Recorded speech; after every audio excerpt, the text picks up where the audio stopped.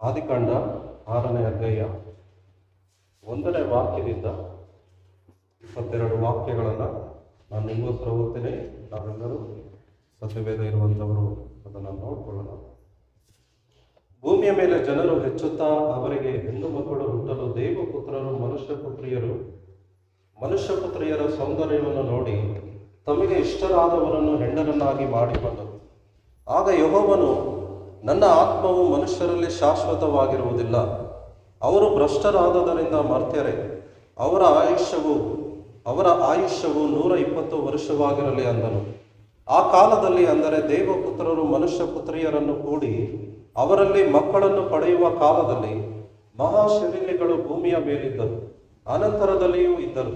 ಪೂರ್ವದಲ್ಲಿ ಹೆಸರುಗೊಂಡ ಪರಾಕ್ರಮಶಾಲಿಗಳು ಇವರೇ. ಮನುಷ್ಯರ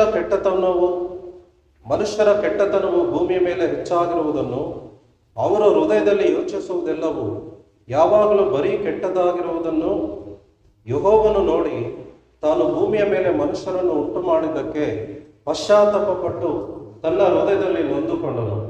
ಮತ್ತು ಯೆಹೋವನು, ನಾನು ಸೃಷ್ಟಿಸಿದ ಮನುಷ್ಯ ಜಾತಿಯನ್ನು ಭೂಮಿಯ ಮೇಲಿನಿಂದ ಅಳಿಸಿ ಬಿಡುವೆನು, ಅದನ್ನು ಉಂಟು ಮಾಡಿದ್ದಕ್ಕೆ ನನ್ನಲ್ಲಿ ಪಶ್ಚಾತ್ತಾಪ ಹುಟ್ಟಿತು.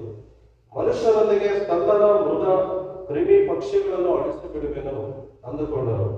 ಆದರೆ ನೋಹನಿಗೆ ಯೆಹೋವನ ದಯವು ದೊರಕಿತು. ನೋಹನ ಚರಿತ್ರೆ: ನೋಹನು ನೀತಿವಂತನು, ತನ್ನ ಕಾಲದವರಲ್ಲಿ ತಪ್ಪಿಲ್ಲದವನು ಆಗಿದ್ದನು. ಅವನು ದೇವರೊಂದಿಗೆ ಅನ್ಯೋನ್ಯವಾಗಿ ನಡೆದುಕೊಂಡನು. ಶೇಮ್, ಹಾಮ್, ಯೆಫೆತ್ ಎಂಬ 3 ಮಂದಿ ಮಕ್ಕಳನ್ನು ಪಡೆದನು.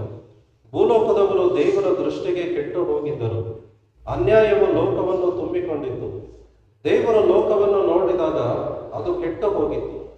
ಭೂ ನಿವಾಸಿಗಳೆಲ್ಲರೂ ತಮ್ಮ ನಡವಳಿಕೆಯನ್ನು ಕೆಡಿಸಿಕೊಂಡಿದ್ದರು. ಆಗ ದೇವರು ನೋಹನಿಗೆ, ಎಲ್ಲಾ ದೇಹಿಗಳಿಗೂ ಅಂತ್ಯವನ್ನು ತೀರ್ಮಾನಿಸಿದ್ದೇನೆ. ಭೂಲೋಕವು ಅವರ ಅನ್ಯಾಯದಿಂದ ತುಂಬಿಯದೆ ನಾನು ಅವರನ್ನು ಭೂಮಿಯ ಮೇಲಿರುವುದೆಲ್ಲವನ್ನು ಅಳಿಸಿ ಬಿಡುತ್ತೇನೆ. ನೀನು ತುರಾಯಿ ಮರದಿಂದ ನಾವೇನು ಮಾಡಿಕೊ, ಅದರಲ್ಲಿ ತುಂಬಾ ಕೋಣೆಗಳು ಇರಬೇಕು. ಒಳಕ್ಕೂ ಹೊರಕ್ಕೂ ರಾಳವನ್ನು ಹಚ್ಚು.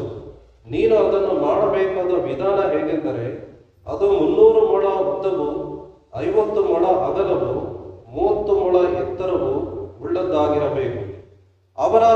ಅದರ ಛಾವಣಿಯ ಕೆಳಗೆ ಸುತ್ತಲೂ 1 ಮೊಳ ಎತ್ತರದ ಬೆಳಕು ಕಡ್ಡಿಯನ್ನು ಮಾಡಬೇಕು. ಪಕ್ಕದಲ್ಲಿ ಬಾಗಲನ್ನಿಡಬೇಕು. ನಾವೆಯಲ್ಲಿ ಒಂದರ ಮೇಲೆ ಒಂದಾಗಿ 3 ಅಂತಸ್ತುಗಳನ್ನು ಮಾಡಬೇಕು.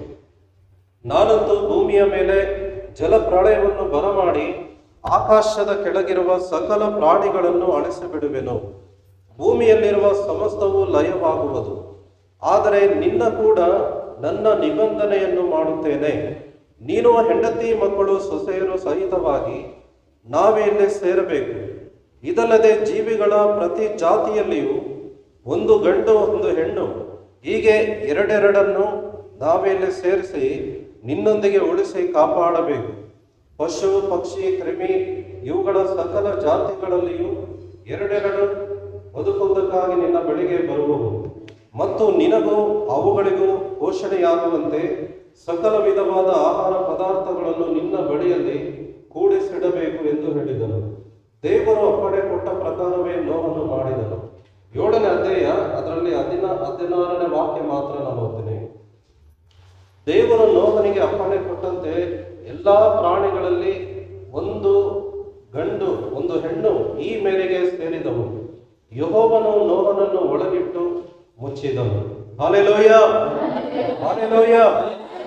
ಅನೇಕ ಸಂದರ್ಭಗಳಲ್ಲಿ ಈ ಭಾಗವನ್ನ ನೀವು ಮನೆಗಳಲ್ಲಿರುವಾಗ ಸತ್ಯವೇದದಿಂದ, ದೇವರ ಸೇವಕರಿಂದ ಬೇರೆ ಬೇರೆ ರೀತಿಯಲ್ಲಿ ಈ ಭಾಗವನ್ನ ಅಥವಾ ಈ ಸಂದೇಶವನ್ನ ನೀವು ಕೇಳಿರ್ತೀರ, ಈ ಅಧ್ಯಾಯವನ್ನ ನೀವು ಓದಿರ್ತೀರ. ಜಲಪ್ರಳಯದ ಕುರಿತಾಗಿ, ನೋಹನ ಕುರಿತಾಗಿ. ನೇರವಾಗಿ ನಾನು ಸಂದೇಶಕ್ಕೆ ಹೋಗೋದಕ್ಕೆ ಇಷ್ಟಪಡ್ತೇನೆ. ನೋಹನು ಯಾರು ಎಂಬುದಾಗಿ ಮೊದಲು ನಾನು ಹೇಳಿ ಮುಂದಿನ ಭಾಗವನ್ನು ನಾನು ಹೇಳೋದಕ್ಕೆ ಹೋಗ್ತಾ ಇದ್ದೇನೆ. ನೋಹನು ಯಾರೆಂದ್ರೆ, ಹನೋಕನ ಮಗನಾದ ಮೆತೂಷೆಲನ ಮಗನಾದ ಲೆಮೆಕನ ಮಗನಾದ ನೋಹನು. ಒಂದು ರೀತಿಯಲ್ಲಿ ಹೇಳ್ಬೇಕಾದ್ರೆ ನೋಹನ ಮುತ್ತಾತ ಹನೋಕನು,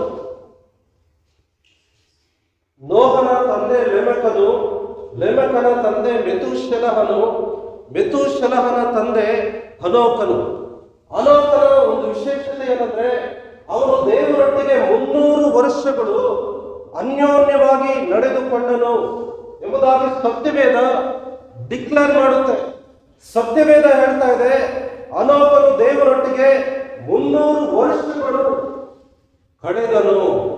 ದೇವರೊಟ್ಟಿಗೆ ಅವನು 300 ವರ್ಷಗಳು ಇರುವಾಗ, ಅನ್ಯೋನ್ಯವಾಗಿ ಇರುವಾಗ, ದೇವರು ಅವನ ಶರೀರ ಸಮೇತವಾಗಿ ಕರೆದುಕೊಂಡದ್ದರಿಂದ ಅವನು ಪರಲೋಕಕ್ಕೆ ಪ್ರವೇಶವನ್ನ ಪಡೆದ.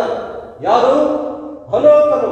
ಅವನು ಬದುಕುತ್ತಾ ಇರಬೇಕಾದ್ರೆ, ದೇವರೊಟ್ಟಿಗೆ ಅನ್ಯೋನ್ಯವಾಗಿ ಇರಬೇಕಾಗಿರುವಂತ ಸಮಯದಲ್ಲಿ, ಇದ್ದಂತ ಸಮಯದಲ್ಲಿಯೇ ದೇವರು ಅವನನ್ನ ಯಾವ ರೀತಿಯಾಗಿ ಅವನು ಇದ್ದಾನೋ, ಬಟ್ಟೆಗಳು ಸಮೇತವಾಗಿ, ಶರೀರ ಸಮೇತವಾಗಿ ಅವನನ್ನು ದೇವರು ಕರೆದುಕೊಂಡನು.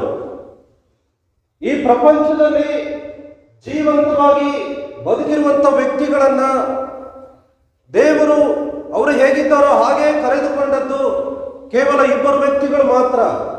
ಅದರಲ್ಲಿ ಒಬ್ಬನು ಹನೋಕನು, ಎರಡನೇದಾಗಿ ಎಲಿಯನು. ಎಲಿಯನು ಯಾವ ರೀತಿ ಬಟ್ಟೆಗಳು ಹಾಕೊಂಡಿದ್ದ, ಹೇಗೆ ಇದ್ದನೋ ಅದೇ ರೀತಿಯಾಗಿ ರಥಾಶ್ವಗಳು ಬಂದು ಅವನನ್ನ, ರಥಾಶ್ವಗಳ ಮೂಲಕವಾಗಿ ದೇವರು ಅವನನ್ನ ಕರೆದುಕೊಂಡ. ಹನೋಕನನ್ನು ದೇವರು ಬೇರೆ ವಿಧದಲ್ಲಿ ಕರೆದುಕೊಂಡ. ಒಂದು ವಿಶೇಷತೆ ಏನಂದ್ರೆ, ಹನೋಕನಲ್ಲಿ ಅವನು ದೇವರೊಟ್ಟಿಗೆ 300 ವರ್ಷಗಳು ಅನ್ಯೋನ್ಯವಾಗಿ ನಡೆದುಕೊಂಡ. ಹನೋಕನ ಕುರಿತಾಗಿ ಹೇಳುವಂತ ಅವಶ್ಯಕತೆ ಇಲ್ಲ. ಆದ್ರೆ ಹನೋಕನು ಮೂಲಕವಾಗಿ, ಅಥವಾ ನೋಹನ ಮುತ್ತಾತ ಹನೋಕನ್ ಅಂತ ಹೇಳೋದಕ್ಕೆ ನಾನು ಹನೋಕನ ಬಗ್ಗೆ ಹೇಳ್ತಾ ಇದ್ದೇನೆ. ಹಲ್ಲೆಲೂಯಾ. ಈ ಹನೋಕನು ಯಾರಂದ್ರೆ, ಆದಾಮನಿಂದ ದೇವರು ಮೊದಲು ಉಂಟು ಮಾಡಿದ ಆದಾಮನಿಂದ 7ನೆಯ ತಲೆಯವನು. ಯಾರು? ಹನೋಕನು. ನೋಹನು ಎಷ್ಟನೇ ತಲೆಯವನು ಅಂದ್ರೆ, ಆದಾಮನಿಂದ 10ನೆಯ ತಲೆಯವನು. 7ನೇ ತಲೆಯವನು ಹನೋಕನು, 10ನೆಯ ತಲೆಯವನು ನೋಹನು. 7ನೇ ತಲೆಯವನು ಹನೋಕನು, 10ನೆಯ ತಲೆಯವನು ನೋಹನು.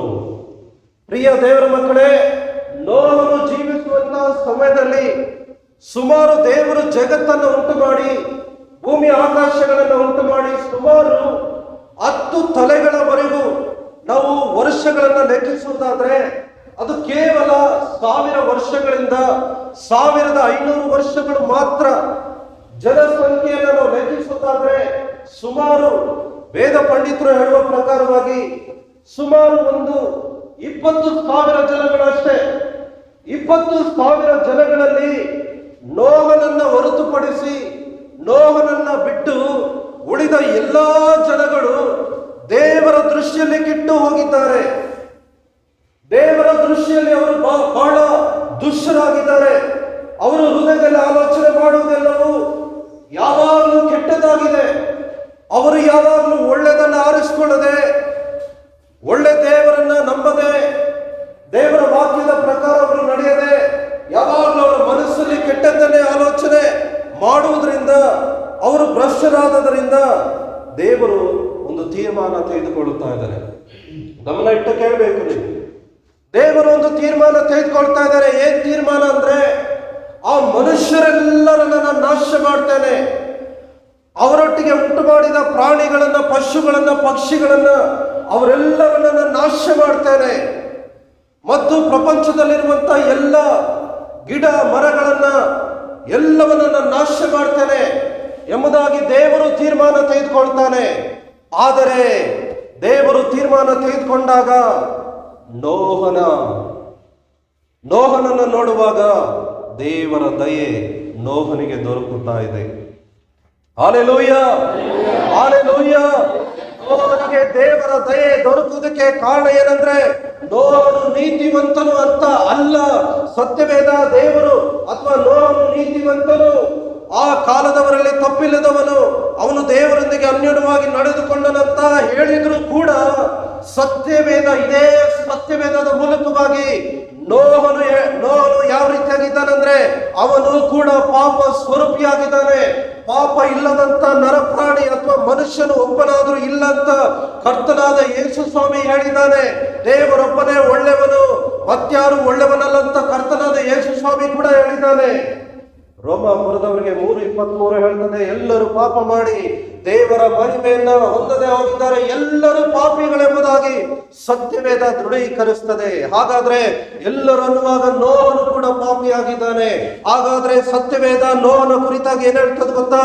ನೋಹನು ನೀತಿವಂತನು, ತನ್ನ ಕಾಲದವರಲ್ಲಿ ತಪ್ಪಿಲ್ಲದವನು ಆಗಿದ್ದನು, ಅವನು ದೇವರೊಂದಿಗೆ ಅನ್ಯವಾಗಿ ನಡೆದುಕೊಂಡನು. ಇದಕ್ಕೆ ಕಾರಣ ಏನು ಗೊತ್ತಾ? ಅವನ ಮುತ್ತಾತ, ಅವನನ್ನ ಬೆಳೆಸಿದ ರೀತಿ, ಅವನ ಮುತ್ತಾತ ಆಗಿರುವಂತಹ ಹನೋಕನು ದೇವರೊಟ್ಟಿಗೆ 300 ವರ್ಷಗಳು ಯಾವ ರೀತಿಯಾಗಿ ಅನ್ಯೋನ್ಯವಾಗಿ ನಡೆದ, ಯಾವ ರೀತಿಯಾಗಿ ನಡಿಬೇಕು, ಯಾವ ರೀತಿಯಾಗಿ ದೇವರನ್ನ ಆರಾಧನೆ ಮಾಡಬೇಕು, ಯಾವ ರೀತಿಯಾಗಿ ದೇವರನ್ನ ಕೊಂಡಾಡಬೇಕು, ಯಾವ ರೀತಿಯಾಗಿ ದೇವರ ವಾಕ್ಯಗಳಿಗೆ ವಿಧೇಯರಾಗಬೇಕು, ದೇವರ ಸ್ವರವನ್ನ ಕೇಳಿ ಆ ಸ್ವರಕ್ಕೆ ವಿಧೇಯರಾಗಬೇಕು ಎನ್ನುವಂತ ದೇವರೊಟ್ಟಿಗೆ ಇರಬೇಕಾದ ಭಯ ಭಕ್ತಿಯನ್ನ, ಸತ್ಯತೆಯನ್ನ, ಶ್ರದ್ಧೆಯನ್ನ ಈ ಹನೋಕನು ಇವರೆಲ್ಲರಿಗೂ ಬೋಧನೆ ಮಾಡಿದ್ದಾನೆ.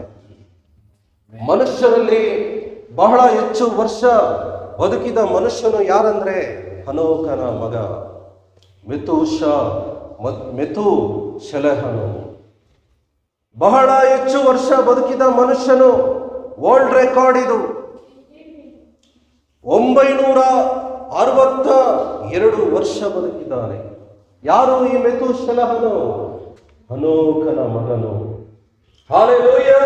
ಮೆತೂಷೆಲಹನ ಮಗನು ಲೆಮೆಕನ ಮಗನು ನೋಹನು. ನೀತಿವಂತರ ಸಂತಾನವು ದೇವರಿಂದ ಆಶೀರ್ವದಿಸಲ್ಪಡ್ತದೆ. ನೀತಿವಂತನಾದ ನೋಹನ ಮುತ್ತಾತಾಗಿರುವಂತಹ ಹನೋಕನು ದೇವರೊಟ್ಟಿಗೆ 300 ವರ್ಷಗಳ ಅನ್ಯೋನ್ಯವಾಗಿ ನಡೆದದರಿಂದ ಅವನ ಸಂತಾನವನ್ನ ದೇವರು ಈ ಭೂಮಿ ಆಕಾಶಗಳನ್ನ ಜಲಪ್ರಳಯದ ಮೂಲಕವಾಗಿ ನಾಶ ಮಾಡಬೇಕೆಂಬುದಾಗಿ ತಾನು ತೀರ್ಮಾನ ತೆಗೆದುಕೊಳ್ಳುವಾಗ, ತಾನು ದೃಢವಾದ ಒಂದು ತೀರ್ಮಾನವನ್ನ ತೆಗೆದುಕೊಳ್ಳುವಾಗ ನೋಹನ ಮೇಲೆ ದೇವರ ದಯೆ ದೊರಕಿತು. ಯಾಕೆ ಗೊತ್ತಾ? ನೋಹನು ನೀತಿವಂತನು ಅಂತ ಸತ್ಯವೇದ ಹೇಳಿದ್ರು ಕೂಡ ಅವನು ಪಾಪ ಸ್ವರೂಪಿಯಾಗಿದ್ದಾನೆ, ಪಾಪಿಯಾಗಿದ್ದಾನೆ. ಯಾಕೆಂದ್ರೆ ಸತ್ಯವೇದ ಹೇಳ್ತದೆ, ಎಲ್ಲರೂ ಪಾಪ ಮಾಡಿ ದೇವರ ಮಹಿಮೆಯನ್ನು ಕಾಣದೆ ಹೋಗಿದ್ದಾರೆ, ಹೊಂದದೆ ಹೋಗಿದ್ದಾರೆ. ಅವನನ್ನು ಸೇರಿ, ನಮ್ಮೆಲ್ಲರನ್ನು ಸೇರಿ ನಾವು ನೀತಿವಂತರಲ್ಲ, ನಾವು ಪಾಪಿಗಳಾಗಿದ್ದೇವೆ. ಆದ್ರೆ ಒಂದೇ ಒಂದು ಕಾರಣ, ನೋಹನು ನೀತಿವಂತನು ಎಂದು ಎಣಿಸಿಕೊಳ್ಳುವುದಕ್ಕೆ ಒಂದೇ ಒಂದು ಕಾರಣ ಏನು ಗೊತ್ತಾ? ದೇವರ ಸ್ವರ ಅವನು ಕೇಳಿ ಆ ಸ್ವರಕ್ಕೆ ಅವನು ವಿಧೇಯನಾಗ್ತಾನೆ. ಅವನಿಗೆ ದೇವರ ಸ್ವರ ಬರ್ತಾ ಇದೆ, ದೇವರ ಸ್ವರ ಅವನಿಗೆ ಬರ್ತಾ ಇದೆ. ಯಾವ ಸ್ವರ ಅಂದ್ರೆ ನಾವೆಯನ್ನ ಉಂಟು ಮಾಡಬೇಕು. ಈ ಸಂದೇಶದ ಟಾಪಿಕ್ ಏನಂದ್ರೆ ದ ಆರ್ಕ್ ಆಫ್ ಸಾಲ್ವೇಷನ್, ರಕ್ಷಣೆಯ ನಾವೆ. ನೋಹನಿಗೆ ದೇವರು ಹೇಳ್ತಾ ಇದ್ದಾನೆ, ಆ ನಾವೆಯನ್ನ ಈ ಮನುಕುಲದ ರಕ್ಷಣೆಗಾಗಿ ನೀನು ಕಟ್ಟಬೇಕು ಎಂಬುದಾಗಿ. ನೋಹನ 500 ವರ್ಷ ವಯಸ್ಸಿದ್ದಾಗ ದೇವರವನಿಗೆ ದರ್ಶನ ಕೊಟ್ಟು ದೇವರವನಿಗೆ ಆಜ್ಞೆಯನ್ನ ಕೊಡ್ತಾ ಇದ್ದಾರೆ. ದೇವರ ಆಜ್ಞೆಯನ್ನ ನೋಹನು ಕೇಳ್ತಾ ಇದ್ದಾನೆ, ದೇವರ ಸ್ವರವನ್ನ ಕೇಳ್ತಾ ಇದ್ದಾನೆ. ದೇವರ ಸ್ವರವನ್ನ ಅವನು ಕೇಳಿ ಆ ಸ್ವರಕ್ಕೆ ಅವನು ವಿಧೇಯನಾಗ್ತಾ ಇದ್ದಾನೆ. ದೇವರ ಸ್ವರವನ್ನ ಪಾಪಿಗಳು ಕೇಳಿ ಆ ಸ್ವರಕ್ಕೆ ವಿಧೇಯರಾದಾಗ ದೇವರ ದೃಷ್ಟಿಯಲ್ಲಿ ಅವರು ಪಾಪಿಗಳಾಗಿದ್ರು ಕೂಡ ದೇವರ ಸ್ವರ ಕೇಳಿ ವಿಧೇಯರಾಗುವಾಗ ನೀತಿವಂತರು ಎಂಬುದಾಗಿ ಎಣಿಸಿಕೊಳ್ಳಲ್ಪಡ್ತಾರೆ. ದೇವರ ದೃಷ್ಟಿಯಲ್ಲಿ ಅವರು ನೀತಿವಂತರಾಗ್ತಾರೆ.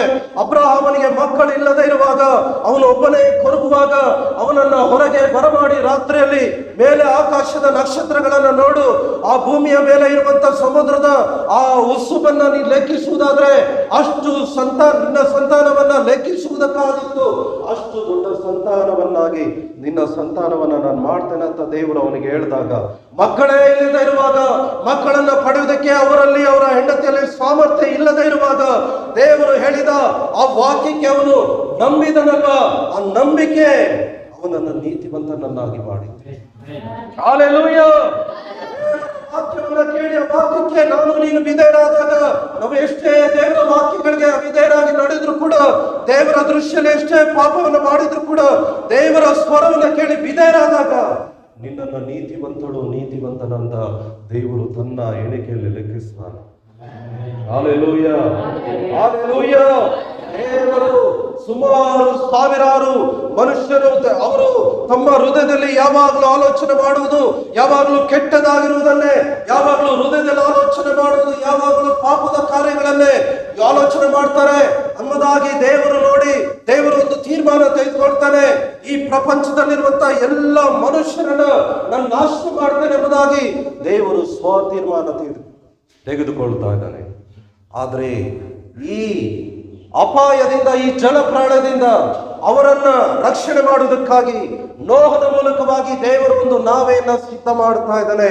ರಕ್ಷಣೆಗಾಗಿ, ನೋಹನ ಮೂಲಕವಾಗಿ ರಕ್ಷಣೆಗಾಗಿ, ನಿನ್ನ ನನ್ನ ರಕ್ಷಣೆಗಾಗಿ ನೋಹನಂತ ದೇವರ ಮಗನಾದ ಯೇಸು ಕ್ರಿಸ್ತನ ಮೂಲಕವಾಗಿ ಒಂದು ನಾವೆಯನ್ನ ನಿನಗಾಗಿ ನನಗಾಗಿ ದೇವರು ಸಿದ್ಧ ಮಾಡಿ ಇಟ್ಟಿದ್ದಾನೆ. ಆ ನಾವೆಯ ಒಳಗಡೆ ಯಾರು ಹೋಗ್ತಾರೆ?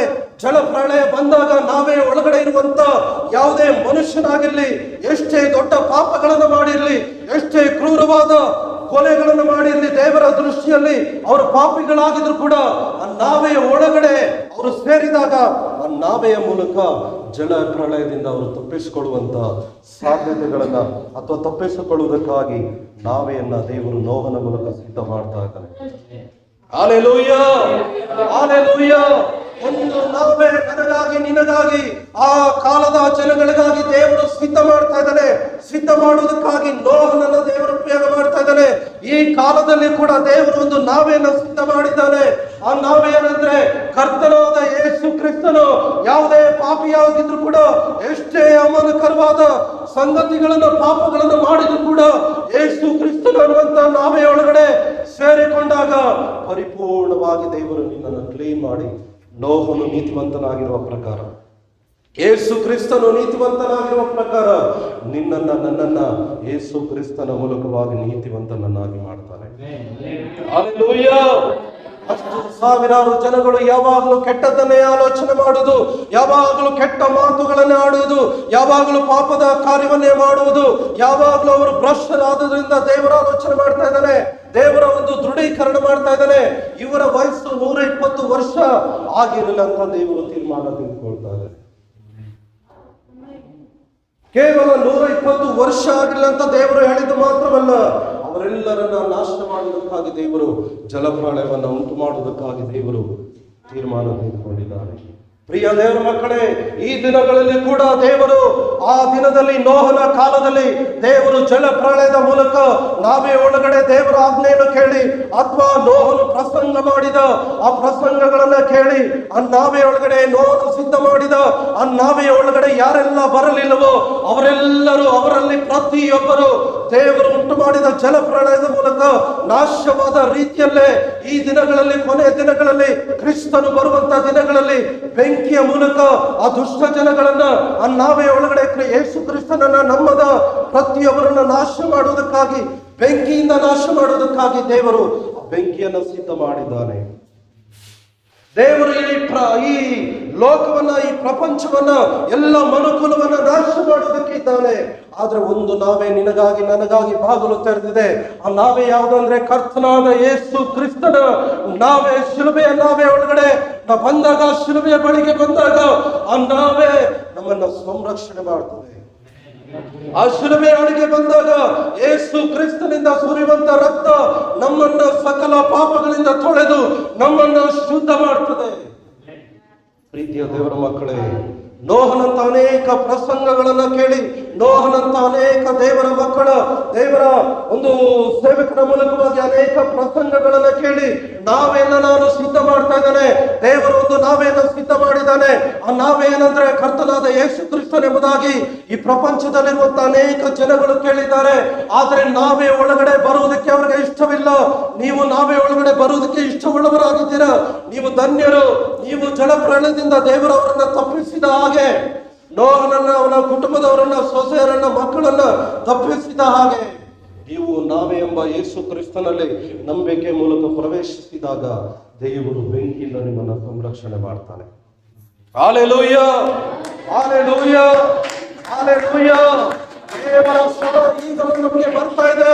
ಕರ್ತನಾದ ಯೇಸು ಅನ್ನುವಂತ ನಾವೇ ಒಳಗಡೆ ನಂಬಿಕೆ ಮೂಲಕ ನೀವು ಸೇರಿಕೊಳ್ಳುವುದಾದ್ರೆ ದೇವರ ಮಗಳು, ದೇವರ ಮಗ ಅಂತ ಅಧಿಕಾರವನ್ನು ದೇವರು ನಿಮಗೆ ಕೊಟ್ಟಿರುವಾಗ ಅದನ್ನ ಆಲಸ್ಯ ಮಾಡದೆ, ದೇವರ ವಾಕ್ಯಕ್ಕೆ ವಿಧೇಯರಾಗೋದಕ್ಕೆ ಆಲಸ್ಯ ಮಾಡದೆ ಆ ನಾವೇ ಒಳಗಡೆ ನಾವು ಬೇಗ ಸೇರಿಕೊಳ್ಬೇಕು. ಇಲ್ಲಾಂದ್ರೆ ದೇವರು ಜಲಪ್ರಳಯವನ್ನು ಉಂಟು ಮಾಡ್ತಾರೆ. ಇಲ್ಲಾಂದ್ರೆ ದೇವರ ಬೆಂಕಿಯನ್ನ ನಾಶನಕ್ಕಾಗಿ ಬರಮಾಡ್ತಾರೆ. ಇಲ್ಲಾಂದ್ರೆ ದೇವರು ನಮ್ಮನ್ನ ನಾಶನ ಮಾಡ್ತಾರೆ. ಆ ಜಲ ಪ್ರಳಯದ ಮೂಲಕ, ಆ ನಾವೇ ಮೂಲಕ ಅವರು ರಕ್ಷಣೆ ಹೊಂದುವುದಕ್ಕಾಗಿ ಆ ನಾವೇ ಕಾಯ್ತಾ ಇದೆ. ಬಾಗಿಲು ಓಪನ್ ಆಗಿದೆ. ಅದ್ರ ಒಬ್ಬರಾದ್ರೂ ನೋಹನ ಸ್ವರ ಕೇಳಿ, ನೋಹನು ಮಾಡಿದ ಪ್ರಸಂಗವನ್ನ ಕೇಳಿ ಒಬ್ಬರಾದ್ರೂ ಅದರ ಒಳಗಡೆ ಹೋಗ್ಲಿಲ್ಲ. ಬದಲಾಗಿ ಅವ್ರು ಏನ್ ಮಾಡ್ತಾ ಇದಾರೆ ಗೊತ್ತಾ? ನೋಹನು ಹೇಳ್ತಾ ಇದ್ದಾನೆ, ದೇವರು ಜಲಪ್ರಳಯವನ್ನು ಉಂಟು ಮಾಡ್ತಾನೆ, ದೇವರು ದೊಡ್ಡ ಮಳೆಯನ್ನು ಉಂಟು ಮಾಡ್ತಾನೆ, ದೇವರು ಜಲಪ್ರಳಯದ ಮೂಲಕ ಅಥವಾ ಮಳೆಯನ್ನು ಉಂಟು ಮಾಡಿ ಪ್ರವಾಹವನ್ನು ಉಂಟು ಮಾಡ್ತಾನೆ, ಎಲ್ಲವನ್ನ ನಾಶ ಮಾಡ್ಬೇಕೆಂಬುದಾಗಿ ದೇವರು ತೀರ್ಮಾನ ತೆಗೆದುಕೊಂಡಿದ್ದಾನೆ. ಆದುದರಿಂದ ದೇವರ ವಾಕ್ಯ ಕೇಳ್ರಿ. ಆ ವಾಕ್ಯ ಏನಂದ್ರೆ, ನೀವೆಲ್ಲರೂ ಪಾಪ ಮಾಡಿದ್ರು ಪರವಾಗಿಲ್ಲ, ಈ ನಾವೇ ನಿಮಗಾಗಿ ನಾನು ಸಿದ್ಧ ಮಾಡ್ತಾ ಇದ್ದೇನೆ, ದೇವರು ಹೇಳಿದ ಪ್ರಕಾರ ಸಿದ್ಧ ಮಾಡ್ತಾ ಇದ್ದೇನೆ, ನೀವೆಲ್ಲರಾದ್ರೂ ಒಳಗಡೆ ಬಂದು ಸೇರಿಕೊಳ್ಳ್ರಿ ಎಂಬುದಾಗಿ ನೋಹನು ಪ್ರಸಂಗ ಮಾಡಿ ನಾವೇನ ಸಿದ್ಧ ಮಾಡಿ ಟೈರ್ಡ್ ಆಗಿದ್ರು ಕೂಡ ಪ್ರಸಂಗ ಮಾಡಿ ಯಾರು ಕೂಡ ಒಬ್ಬರಾದ್ರೂ ಕೂಡ ಅದ್ರ ಒಳಗಡೆ ಹೋಗಲಿಲ್ಲ.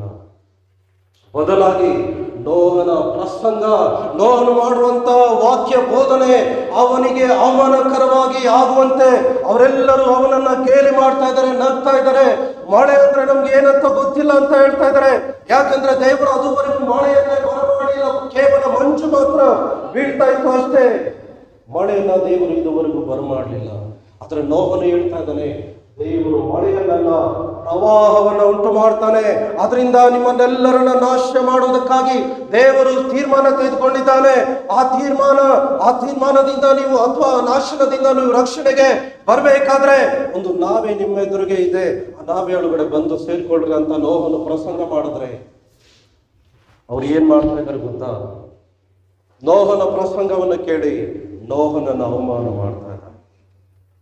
ಮಳೆ ಅದುವರೆಗೂ ಬರ್ತಾ ಇರೋದ್ರಿಂದ ಅವರಿಗೆ ಇದು ಒಂದು ಹಾಸಿಗೆಯಾಗಿ ಅಥವಾ ಒಂದು ಏನದು ನಗುವಂತ ಒಂದು ಸಂದೇಶವಾಗಿ ಅವರಿಗೆ ಕಾಣ್ತಾ ಇದೆ. ಆ ಮಳೆ ಅನ್ನೋದೇ ಅದುವರೆಗೂ ಬರ್ಲಿಲ್ಲ. ಮಳೆಯನ್ನ ದೇವರು ಬರ್ಮಾಡ್ತಾನೆ, ಪ್ರವಾಹವನ್ನು ಉಂಟು ಮಾಡ್ತಾನೆ. ಇಷ್ಟು ದೊಡ್ಡದಾದ ಆ ಒಂದು ನಾವೇನ ನೀವು ಸಿದ್ಧ ಮಾಡಿದ್ಯಲ್ಲ, ಅದು ಯಾವ ಜಾಗದಲ್ಲಿದೆ ಗೊತ್ತಾ? ಒಂದು ಪೆಟ್ಟಿಗೆ ಆಕಾರದಲ್ಲಿದೆ, ದೋಣಿಯ ಆಕಾರದಲ್ಲಿ ಚೂಪಾಗಿಲ್ಲ, ಅದು ಪೆಟ್ಟಿಗೆ ಆಕಾರದಲ್ಲಿದೆ. ಅವರು ಅದೆಲ್ಲವನ್ನ ನೋಡಿ ನೋಹನು ಅದನ್ನ ಮರಗಳನ್ನ ಕಡೆದು ದೇವರು ಹೇಳಿದ ತುರಾಯಿ ಮರದಿಂದ, ತುರಾಯಿ ಮರದಿಂದ ದೇವರು ಹೇಳಿದ ಮರದಿಂದ ಅವನು ಮರಗಳನ್ನ ಕಡಿದು 3 ಗಂಡು ಮಕ್ಕಳನ್ನ ಸೇರಿ ಮರಗಳನ್ನ ಕಡಿದು ಅದನ್ನ 120 ವರ್ಷಗಳು ಆ ನಾವೆಯನ್ನು ಅವನು ಕಟ್ಟುತ್ತಾ ಇರಬೇಕಾದ್ರೆ ಎಷ್ಟೋ ಜನ ಗೇಲಿ ಮಾಡುವಂತವರು ನೋಹನು ನಾವೆನ್ನ ಕಟ್ಟುವಾಗ ಅವನ ಬಳಿಗೆ ಬಂದು ಅವನನ್ನು ಅವಮಾನ ಮಾಡಿರಬಹುದು, ಏನಕ್ಕಾಗಿ ಇದು ಕಟ್ತಾ ಇದೆ ಎಂಬುದಾಗಿ ಹೇಳುವಾಗ ಅವನು ದೇವರ ವಾಕ್ಯವನ್ನ ಬೋಧನೆ ಮಾಡಿರಬಹುದು. ಎಷ್ಟೋ ಜನರು ಬಂದು ಅವನನ್ನು ಅವಮಾನ ಮಾಡಿರ್ಬೋದು, ನಕ್ಕಿರ್ಬೋದು. ಆದ್ರೂ ಕೂಡ ನೋಹನ ಹೃದಯದಲ್ಲಿ ಒಂದು ನಂಬಿಕೆ ಇದೆ, ದೇವರ ಸ್ವರಕ್ಕೆ ನಾನು ವಿಧೇಯನಾಗಬೇಕು. ದೇವರು ಹೇಳಿದ್ದಾನೆ, ಇವರೆಲ್ಲರ ರಕ್ಷಣೆಗಾಗಿ ಒಂದು ನಾವೇನ ಸಿದ್ಧ ಮಾಡು ಎಂಬುದಾಗಿ ದೇವರು ಹೇಳಿದ್ದಾನೆ. ಆ ದೇವರು ಹೇಳಿದ ಸ್ವರವನ್ನು ಕೇಳಿ ಆ ಸ್ವರಕ್ಕೆ ನಾನು ವಿಧೇಯನಾಗಬೇಕು. ಅಷ್ಟೇ ನನಗೆ ಬೇಕಾಗಿರೋದು. ಅದನ್ನು ಬಿಟ್ಟು ಬೇರೆ ಯಾರೇ ಅವಮಾನ ಮಾಡಲಿ, ಯಾರೇ ನನ್ನನ್ನು ಹೀಯಾಳಿಸಲಿ, ನಾವೇನ ನಾನು ಕಟ್ಟಬೇಕೆಂಬುದಾಗಿ ದೇವರು ನನಗೇ ಆಜ್ಞಾಪಿಸಿರುವುದರಿಂದ ನನ್ನ ಮೂಲಕವಾಗಿ ದೇವರು ನಾವೇನ ಸಿದ್ಧ ಮಾಡ್ತಾ ಇದ್ದಾರೆ. ಈ ದೃಢವಾದ ನಂಬಿಕೆ ನೋಹನಲ್ಲಿದೆ. ಎಷ್ಟೋ ಜನರು ಬಂದು ಅವಮಾನ ಮಾಡಿದ್ರು, ಅವನು ಅದಕ್ಕೆ ಎದೆಗುಂದಲಿಲ್ಲ, ಭಯ ಪಡಲಿಲ್ಲ. ಅವನ ಕಣ್ಣುಗಳು ಯಾವಾಗಲೂ ದೇವರ ಮೇಲೆ ಇದೆ, ದೇವರ ಆಜ್ಞೆಗೆ ವಿಧೇಯರಾಗುವುದರ ಮೇಲೆ ಇದೆ. ಅವನ 3 ಮಕ್ಕಳನ್ನ, ಗಂಡು ಮಕ್ಕಳನ್ನ, ಯೌವನಸ್ಥ ಮಕ್ಕಳನ್ನ ಕರೆದುಕೊಂಡು ಆ ನಾವೆಯನ್ನ ಕಟ್ಟುತ್ತಾ ಇದ್ದಾನೆ. ಈ ನಾವೆ ಎಷ್ಟು ಉದ್ದ ಇದೆ ಗೊತ್ತಾ? 450 ಅಡಿ ಉದ್ದ ಇದೆ. 450 ಅಡಿ ಉದ್ದ ಇದೆ. ಅಗಲ ಎಷ್ಟಿದೆ ಗೊತ್ತಾ? 75 ಅಡಿ ಅಗಲ ಇದೆ. ಎತ್ತರ ಎಷ್ಟಿದೆ ಗೊತ್ತಾ? 45 ಅಡಿ ಎತ್ತರ ಇದೆ. ಇಷ್ಟು ದೊಡ್ಡ ನಾವೆ, 450 ಅಡಿ ದೊಡ್ಡ ನಾವೆಯನ್ನ ಆ ತುರಾಯಿ ಮರದಿಂದ, ಆ ಒಂದು ಏನಂತ ಕಾರ್ಪೆಂಟರ್ ಅಲ್ಲದೆ ಇರುವಂತ ನೋಹನ ಮೂಲಕ ಅಥವಾ ನೋಹನು ಕಟ್ಟಬೇಕಾದ್ರೆ, ಅದರ ಜ್ಞಾನ ಇಲ್ಲದೆ ಇರುವಂತ ವ್ಯಕ್ತಿ ಅದನ್ನ ಕಟ್ಟಬೇಕಾದ್ರೆ, ಒಂದು ಕಿಟಕಿ ಮಾಡುವಂತ ವ್ಯಕ್ತಿ ಅದನ್ನ ಗೊತ್ತಿಲ್ಲದೆ ಇರುವಂತ ವ್ಯಕ್ತಿ ಅದನ್ನು ಮಾಡ್ಬೇಕಾದ್ರೆ ಅದ್ರ ಕಷ್ಟ ಏನಂತ ಗೊತ್ತಿಲ್ಲದೆ ಇರುವಂತ ವ್ಯಕ್ತಿಗೆ ಗೊತ್ತಾಗೋದು. ಆದ್ರೂ ನೋಹನಿಗೆ ದೇವರ ಮೇಲೆ ಭರವಸೆ. ಹಲ್ಲೆಲೂಯಾ. ದೇವರು ನಿನಗೆ ಆಜ್ಞೆ ಕೊಡುವುದಾದ್ರೆ, ದೇವರು ನಾವೇನ ಕಟ್ಟು ಎಂಬುದಾಗಿ ದೇವರು ನಿನಗೆ ಆಜ್ಞಾಪಿಸಿರುವುದಾದ್ರೆ, ಅದನ್ನು ಕಟ್ಟಲು ಬೇಕಾದ ತುರಾಯಿ ಮರಗಳನ್ನ ದೇವರು ನಿನಗೆ ಕಾಣಿಸುವಂತೆ ಮಾಡ್ತಾನೆ. ಕಟ್ಟುವುದಕ್ಕೆ ಆ ಮರಗಳು ನಿನ್ನೆದುರಿಗೆ ಅಥವಾ ಕಾಣುವಂತೆ ಮಾಡ್ತಾನೆ. ಮತ್ತು ಅವುಗಳೆಲ್ಲವನ್ನ ತೆಗೆದುಕೊಂಡು ಕಡಿದು ನಿನ್ನ ಮಕ್ಕಳ ಮೂಲಕವಾಗಿ 120 ವರ್ಷಗಳದನ್ನ ಕಟ್ಟುವಂತೆ ದೇವರು ನಿನಗೆ ಬಲವನ್ನ ಸಾಮರ್ಥ್ಯವನ್ನು ಕೂಡ ಕೊಡ್ತಾನೆ. ಯಾಕೆ ಗೊತ್ತಾ? ನೋಹನ ಬಲ ಹೋಗುತ್ತೆ ಅನ್ನೋದಲ್ಲ ಮುಖ್ಯ. ನೋಹನು ಕಟ್ಟಿದ ನಾವೆಗೆ ಪ್ರವೇಶವನ್ನು ಅಥವಾ ನಾವೆಯಲ್ಲಿ ಪ್ರವೇಶ ಹೊಂದುವುದರ ಮೂಲಕ ಅವರೆಲ್ಲರೂ ಜಲಪ್ರಾಣದಿಂದ ರಕ್ಷಣೆ ಹೊಂದಬೇಕು ಅನ್ನೋದೇ ದೇವರ ಉದ್ದೇಶ. ಹಲ್ಲೆಲೂಯಾ. 120 ವರ್ಷಗಳು ನೋಹನು ಆ ನಾವೆಯ ಮಕ್ಕಳ ಸಹಾಯದಿಂದ ಕಟ್ಟುತ್ತಾನೆ.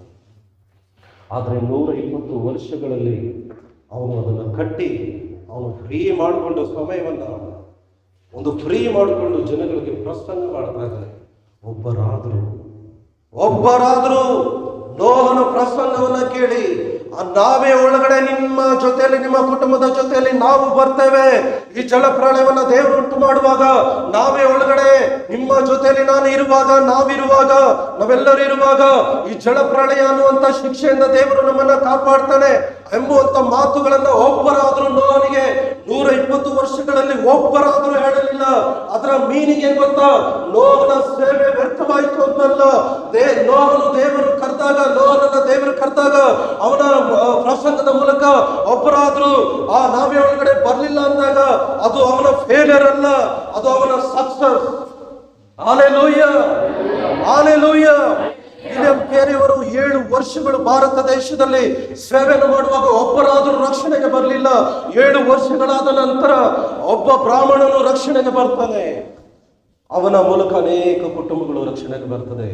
7 ವರ್ಷಗಳು ಒಂದೇ ಒಂದು ಆತ್ಮವನ್ನು ಆದಾಯ ಮಾಡದೇ ಇರುವಂತ ವಿಲಿಯಂ ಕೇರಿ ಇಡೀ ಭಾರತ ದೇಶದಲ್ಲೆಲ್ಲ ವಿಲಿಯಂ ಕೇರಿ ಅಂದ್ರೆ ಯಾರು ಎಂಬುದಾಗಿ ಗೊತ್ತಿದೆ. 7 ವರ್ಷಗಳಲ್ಲಿ ಒಂದು ಆತ್ಮವನ್ನು ಅವನ ಆದಾಯ ಮಾಡಲಿಲ್ಲ. ಅದರ ಮೀನಿಂಗ್ ಏನ್ ಗೊತ್ತಾ? ಅವನ ಒಂದು ಸೇವೆ ಯೇಸುಸನ್ನ ಕಾಣಲಿಲ್ಲ ಅಂತಲ್ಲ. ಸಭೆಗೆ ಎಷ್ಟು ಜನ ಬರ್ತಾರೆ, ಸಭೆಗಳು ಎಷ್ಟು ಕಟ್ಟಿದ್ದೀವಿ, ಅಥವಾ ಆತ್ಮಗಳು ಎಷ್ಟು ಬರ್ತಾರೆ, ಇದೆಲ್ಲ ಮುಖ್ಯ. ದೇವರ ಸ್ವರಕ್ಕೆ ವಿಧೇಯರಾಗಿ ಆ ಸ್ವರವನ್ನ ಕೇಳಿ ಅದಕ್ಕೆ ವಿಧೇಯರಾಗುವಂತ ಸೇವಕರು, ಅದಕ್ಕೆ ವಿಧೇಯರಾಗುವಂತ ಒಂದು ಯೋಬನಂತವರು, ಅಬ್ರಹಾಮನಂತವರು, ದೇವರು ಯೋನನಂತವರನ್ನ ದೇವರು ಎದುರು ನೋಡ್ತಾ ಇಲ್ಲ. 1ನೇ ಅಧ್ಯಾಯದಲ್ಲಿ ಅವನು ಅವಿಧೇಯನಾದ, 2ನೇ ಅಧ್ಯಾಯದಲ್ಲಿ ಅವನು ಮಾನಸಾಂತರ ಪಟ್ಟ, 3ನೇ ಅಧ್ಯಾಯದಲ್ಲಿ ದೇವರ ಆಜ್ಞೆ ಮತ್ತೆ ಅವನಿಗೆ ಬಂತು, ಅವನು ಮತ್ತೆ ವಿಧೇಯನಾಗ್ತಾ ಇದ್ದಾನೆ. ಅವನು ಯಾವ ಸ್ಥಳಕ್ಕೆ ಹೋಗ್ತಾ ಇದ್ದಾನೆ? ನಿನವೆಗೆ ಹೋಗ್ತಾ ಇದ್ದಾನೆ. ನಿನವೆಗೆ ಹೋಗಿ ಅವನು ಪ್ರಸಂಗ ಮಾಡಿದಾಗ ಇಡೀ ನಿನವೆ ಪಟ್ಟಣದವರು 1,20,000 ಜನಗಳು ರಕ್ಷಣೆ ಬರ್ತಾರೆ. ದೇವರ ಸ್ವರ ಕೇಳಿ ಅವಿಧೇಯನಾದಾಗ ಹಡಗಿನಲ್ಲಿರುವಂತ ಎಲ್ಲರೂ ನಾಶನ ಆಗುವ ಹಾಗೆ ಪರಿಸ್ಥಿತಿ ಬಂತು. ಅವರು ತಲುಪಬೇಕಾದ ತಡವನ್ನ ತಲುಪದ ಹಾಗೆ ದೇವರು ದೊಡ್ಡ ಬಿರುಗಾಳಿಯನ್ನು ಬೀಸ ಮಾಡ್ದ. ದೇವರ ವಾಕ್ಯಕ್ಕೆ ವಿಧೇಯರಾಗುವಾಗ ನಿನವೆ ಪಟ್ಟಣದ 1,20,000 ಜನಗಳು ಕರ್ತನಾದ ಯೇಸುವನ ಅಥವಾ ಯೆಹೋವನನ್ನ, ನಿಜವಾದ ದೇವರನ್ನ ಯೋನನ ಮೂಲಕ ರಕ್ಷಣೆ ಬಂತು. ಹಲ್ಲೆಲೂಯಾ. ಹಲ್ಲೆಲೂಯಾ. 120 ವರ್ಷಗಳು ಒಂದು ಆತ್ಮ ಕೂಡ ನಾವೇ ಒಳಗಡೆ ಅವನು ಸೇರಿಸುವುದಕ್ಕಾಗಲಿಲ್ಲ. ಯಾಕೆ ಗೊತ್ತಾ? ದೇವರು ಅವರನ್ನ ಬಲವಂತವಾಗಿ ಸೇರಿಸುವುದಕ್ಕೆ ಇಷ್ಟಪಡುವುದಿಲ್ಲ. ದೇವರು ದೀನ ಮನಸ್ಸುಳ್ಳವನಾಗಿದ್ದಾನೆ. ಆತನು ಯಾರಿಗೂ ಬಲವಂತ ಮಾಡುವುದಿಲ್ಲ. ಆದ್ರೆ ನಿನಗಾಗಿ ಒಂದು ನಾವೇ ಸಿದ್ಧವಾಗಿದೆ. ನಿನಗಾಗಿ ಒಂದು ಶಿಲುಬೆಯಲ್ಲಿ ಕರ್ತನಾದ ಯೇಸು ಸ್ವಾಮಿ ಬಲಿಯಾಗಿದ್ದಾನೆ. ನಿನಗಾಗಿ ಒಬ್ಬ ಕರ್ತನಾದ ಯೇಸು ರಕ್ತವನ್ನ ಸುರಿಸಿದ್ದಾನೆ. ನಂಬಿಕೆ ಮೂಲಕ ಆ ನಾಶನದಿಂದ ನೀನು ರಕ್ಷಣೆ ಹೊಂದಬಹುದು. ಹಲ್ಲೆಲೂಯಾ. ನನಗೆ ಅರ್ಥ ಆಗ್ತಾ ಇದೆ ದೇವರ ವಾಕ್ಯ. ಆ ಒಂದು ನಾವೆಯ ರಕ್ಷಣೆಗಾಗಿ ದೇವರು ನಾವೆಯನ್ನು ಸಿದ್ಧ ಮಾಡಿದ ಪ್ರಕಾರವಾಗಿ, ನಮ್ಮೆಲ್ಲರ ರಕ್ಷಣೆಗಾಗಿ, ಪಾಪಿಗಳ ಮನುಕುಲದ ರಕ್ಷಣೆಗಾಗಿ ಒಂದು ಯೇಸು ಕ್ರಿಸ್ತನೆಂಬ ಒಂದು ನಾವೆಯನ್ನ ದೇವರು ಸಿದ್ಧ ಮಾಡಿ, ಆ ನಾವೆಯನ್ನಲ್ಲದೆ ಬೇರೆ ಯಾವ ಯೇಸು ಕ್ರಿಸ್ತನಲ್ಲದೆ ಬೇರೆ ಯಾವ ನಾಮವು ಕೂಡ ಪಾಪಿಗಳನ್ನ ರಕ್ಷಣೆ ಮಾಡುವುದಕ್ಕೆ ಆಗುವುದೇ ಇಲ್ಲ. ಆತನ ಒಂದೇ ಒಂದು ನಾಮದಿಂದ ಮಾತ್ರ, ಕರ್ತನಾದ ಯೇಸು ಅನ್ನುವಂತ ನಾಮದಲ್ಲಿ ಮಾತ್ರ ಪಾಪಿಗಳಿಗೆ ಪರಿಪೂರ್ಣ ರಕ್ಷಣೆ, ರೋಗಿಗಳಿಗೆ ಪರಿಪೂರ್ಣ ಸೌಖ್ಯ, ಶಾಪದ ಕಟ್ಟುಗಳು ಮುರಿಯಲ್ಪಡ್ತದೆ, ರೋಗದ ಬಂಧನಗಳು ಮುರಿಯಲ್ಪಡ್ತದೆ, ಪಾಪದ ಕಟ್ಟುಗಳು ಮುರಿಯಲ್ಪಡ್ತದೆ. ಕರ್ತನಾದ ಯೇಸು ಅನ್ನುವಂಥ ನಾವಿಂದ ಮಾತ್ರ ಆ ಜನಗಳನ್ನು ರಕ್ಷಣೆ ಮಾಡುವುದಕ್ಕಾಗಿ ದೇವರು ನೋಹನ ಮೂಲಕವಾಗಿ ಒಂದು ನಾವೆಯನ್ನು ಸಿದ್ಧ ಮಾಡ್ದ. ಅದರ ಒಂದೇ ಒಂದು ಆತ್ಮವಾದ ನೋಹನ ಪ್ರಸಂಗವನ್ನು, ನೋಹನ ಒಂದು 120 ವರ್ಷಗಳ ಪ್ರಯಾಸವನ್ನು ನೋಡಿ ಗೇಲಿ ಮಾಡಿದ್ರೆ ಹೊರತು, ಅವಮಾನ ಮಾಡಿದ್ರೆ ಹೊರತು, ಇದನ್ನ ಯಾಕೆ ಕಟ್ಟುತ್ತಾ ಇದ್ದೀರಿ ಅಂತ ಕೇಳಿದ್ರೆ ಹೊರತು, ಅವನು ಸಾರಿದ ವಾಕ್ಯವನ್ನ ಕೇಳಿ ಆ ವಾಕ್ಯಕ್ಕೆ ಅಥವಾ ಸ್ವರಕ್ಕೆ, ದೇವರ ಸ್ವರಕ್ಕೆ ಒಬ್ಬರಾದ್ರೂ ವಿಧೇಯರಾಗಲಿಲ್ಲ. ಈಗ 120 ವರ್ಷಗಳಾದ ನಂತರ ನೋಹನಿಗೆ 600 ವರ್ಷ ವಯಸ್ಸು. ಸ್ವಲ್ಪ ಗಮನ ಕೊಡಿ. ನೋಹನಿಗೆ 6ನೇ ಅಧ್ಯಾಯದಲ್ಲಿ ಜಲಪ್ರಳಯದ ಮೂಲಕ ಇವರೆಲ್ಲರನ್ನ ನಾನು ನಾಶ ಮಾಡ್ತೇನೆ, ಪಶು ಪಕ್ಷಿ ಕ್ರಿಮಿ ಕೀಟಗಳನ್ನು ನಾಶ ಮಾಡ್ತೇನೆ, ಎಲ್ಲವುಗಳನ್ನು ನಾಶ ಮಾಡ್ತೇನೆ ಎಂಬುದಾಗಿ ನೋಹನಿಗೆ ಹೇಳುವಾಗ ನೋಹನಿಗೆ 500 ವರ್ಷ ವಯಸ್ಸು. ಈಗ 600 ವರ್ಷ ವಯಸ್ಸಾಗಿದೆ. 100 ವರ್ಷಗಳು ಜಲಪ್ರಳಯವನ್ನು ದೇವರು ಉಂಟು ಮಾಡಲಿಲ್ಲ. ಯಾಕೆ ಗೊತ್ತಾ? 100 ವರ್ಷಗಳಲ್ಲಿ ಯಾವಾಗಾದ್ರೂ, ಯಾವ ದಿನದಲ್ಲಾದ್ರೂ ನೋಹನ ವಾಕ್ಯವನ್ನ ಕೇಳಿ, ನೋಹನ ಪ್ರಸಂಗವನ್ನ ಕೇಳಿ ಒಂದು ಕುಟುಂಬವಾದ್ರೂ, ಆ ನೋಹನ ಸಿದ್ಧ ಮಾಡಿದ ನಾವೆ ಒಳಗಡೆ ಒಂದು ಕುಟುಂಬವಾದ್ರೂ, ಒಂದು ಯೌವನಸ್ಥನಾದ್ರೂ, ಒಬ್ಬ ಮುದುಕನಾದ್ರೂ, ಒಂದು ಮುದುಕಿಯಾದ್ರೂ, ಒಂದು ಗ್ರಾಮವಾದ್ರೂ ಆ ನಾವೆ ಒಳಗಡೆ ಬರುತ್ತದೇನೋ ಎಂಬುದಾಗಿ ದೇವರು ಜಲಪ್ರಳಯವನ್ನು ಉಂಟು ಮಾಡದೆ 100 ವರ್ಷಗಳು ದೇವರು ಅವರ ರಕ್ಷಣೆಗಾಗಿ ಕಾದಿದ್ದನು. ಬೇರೆ ಯಾವುದಕ್ಕಲ್ಲ. ಒಂದು ವೇಳೆ ಆ ನಾವೆಯನ್ನ ಸಿದ್ಧ ಮಾಡೋದಕ್ಕೆ 120 ವರ್ಷಗಳಾಗಿರ್ಬೋದು, ಅದಕ್ಕಾಗಿ ದೇವರು ಕಾದಿರ್ಬೋದು. ಅದರೊಟ್ಟಿಗೆ ಸೇರಿ ಅವರೆಲ್ಲರೂ ನಾವೇ ಒಳಗಡೆ ಸೇರಬೇಕೆಂಬ ಉದ್ದೇಶದಿಂದ ದೇವರು ದೀರ್ಘ ಶಾಂತಿಯಿಂದ ಅವರು ಬರಲಿ ಅಂತ ಕಾಯ್ತಾ ಇರ್ಬೋದು.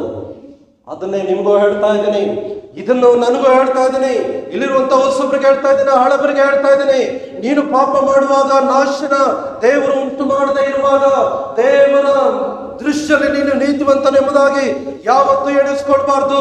ದೇವರು ನೀನು ಪಾಪ ಮಾಡಿದ್ರು ದೇವರು ನಿನ್ನನ್ನು ಉಳಿಸಿದ್ದಾನೆ ಅನ್ನೋದಕ್ಕೆ ಕಾರಣ ಏನಂತ, ಒಂದಲ್ಲ ಒಂದು ದಿನ ಯೇಸು ಕ್ರಿಸ್ತನಮ್ಮ ನಾವೇ ಒಳಗಡೆ ನೀನು ಬರ್ತೀಯ, ನಿನ್ನ ಪಾಪಗಳನ್ನ ನಾನು ಕ್ಷಮಾಪಣೆ ಮಾಡ್ತೇನೆ ಎಂಬುದಾಗಿ ದೇವರು ದಯೆಯಿಂದ, ಪೂರ್ಣ ದೀರ್ಘ ಶಾಂತಿಯಿಂದ, ನೆಮ್ಮದಿಯಿಂದ ವೇಟ್ ಮಾಡ್ತಾ ಇದ್ದಾನೆ. ಆತನು ಕಾಯ್ತಾ ಇದ್ದಾನೆ, ದೇವರು ಕಾಯ್ತಾ ಇದ್ದಾನೆ.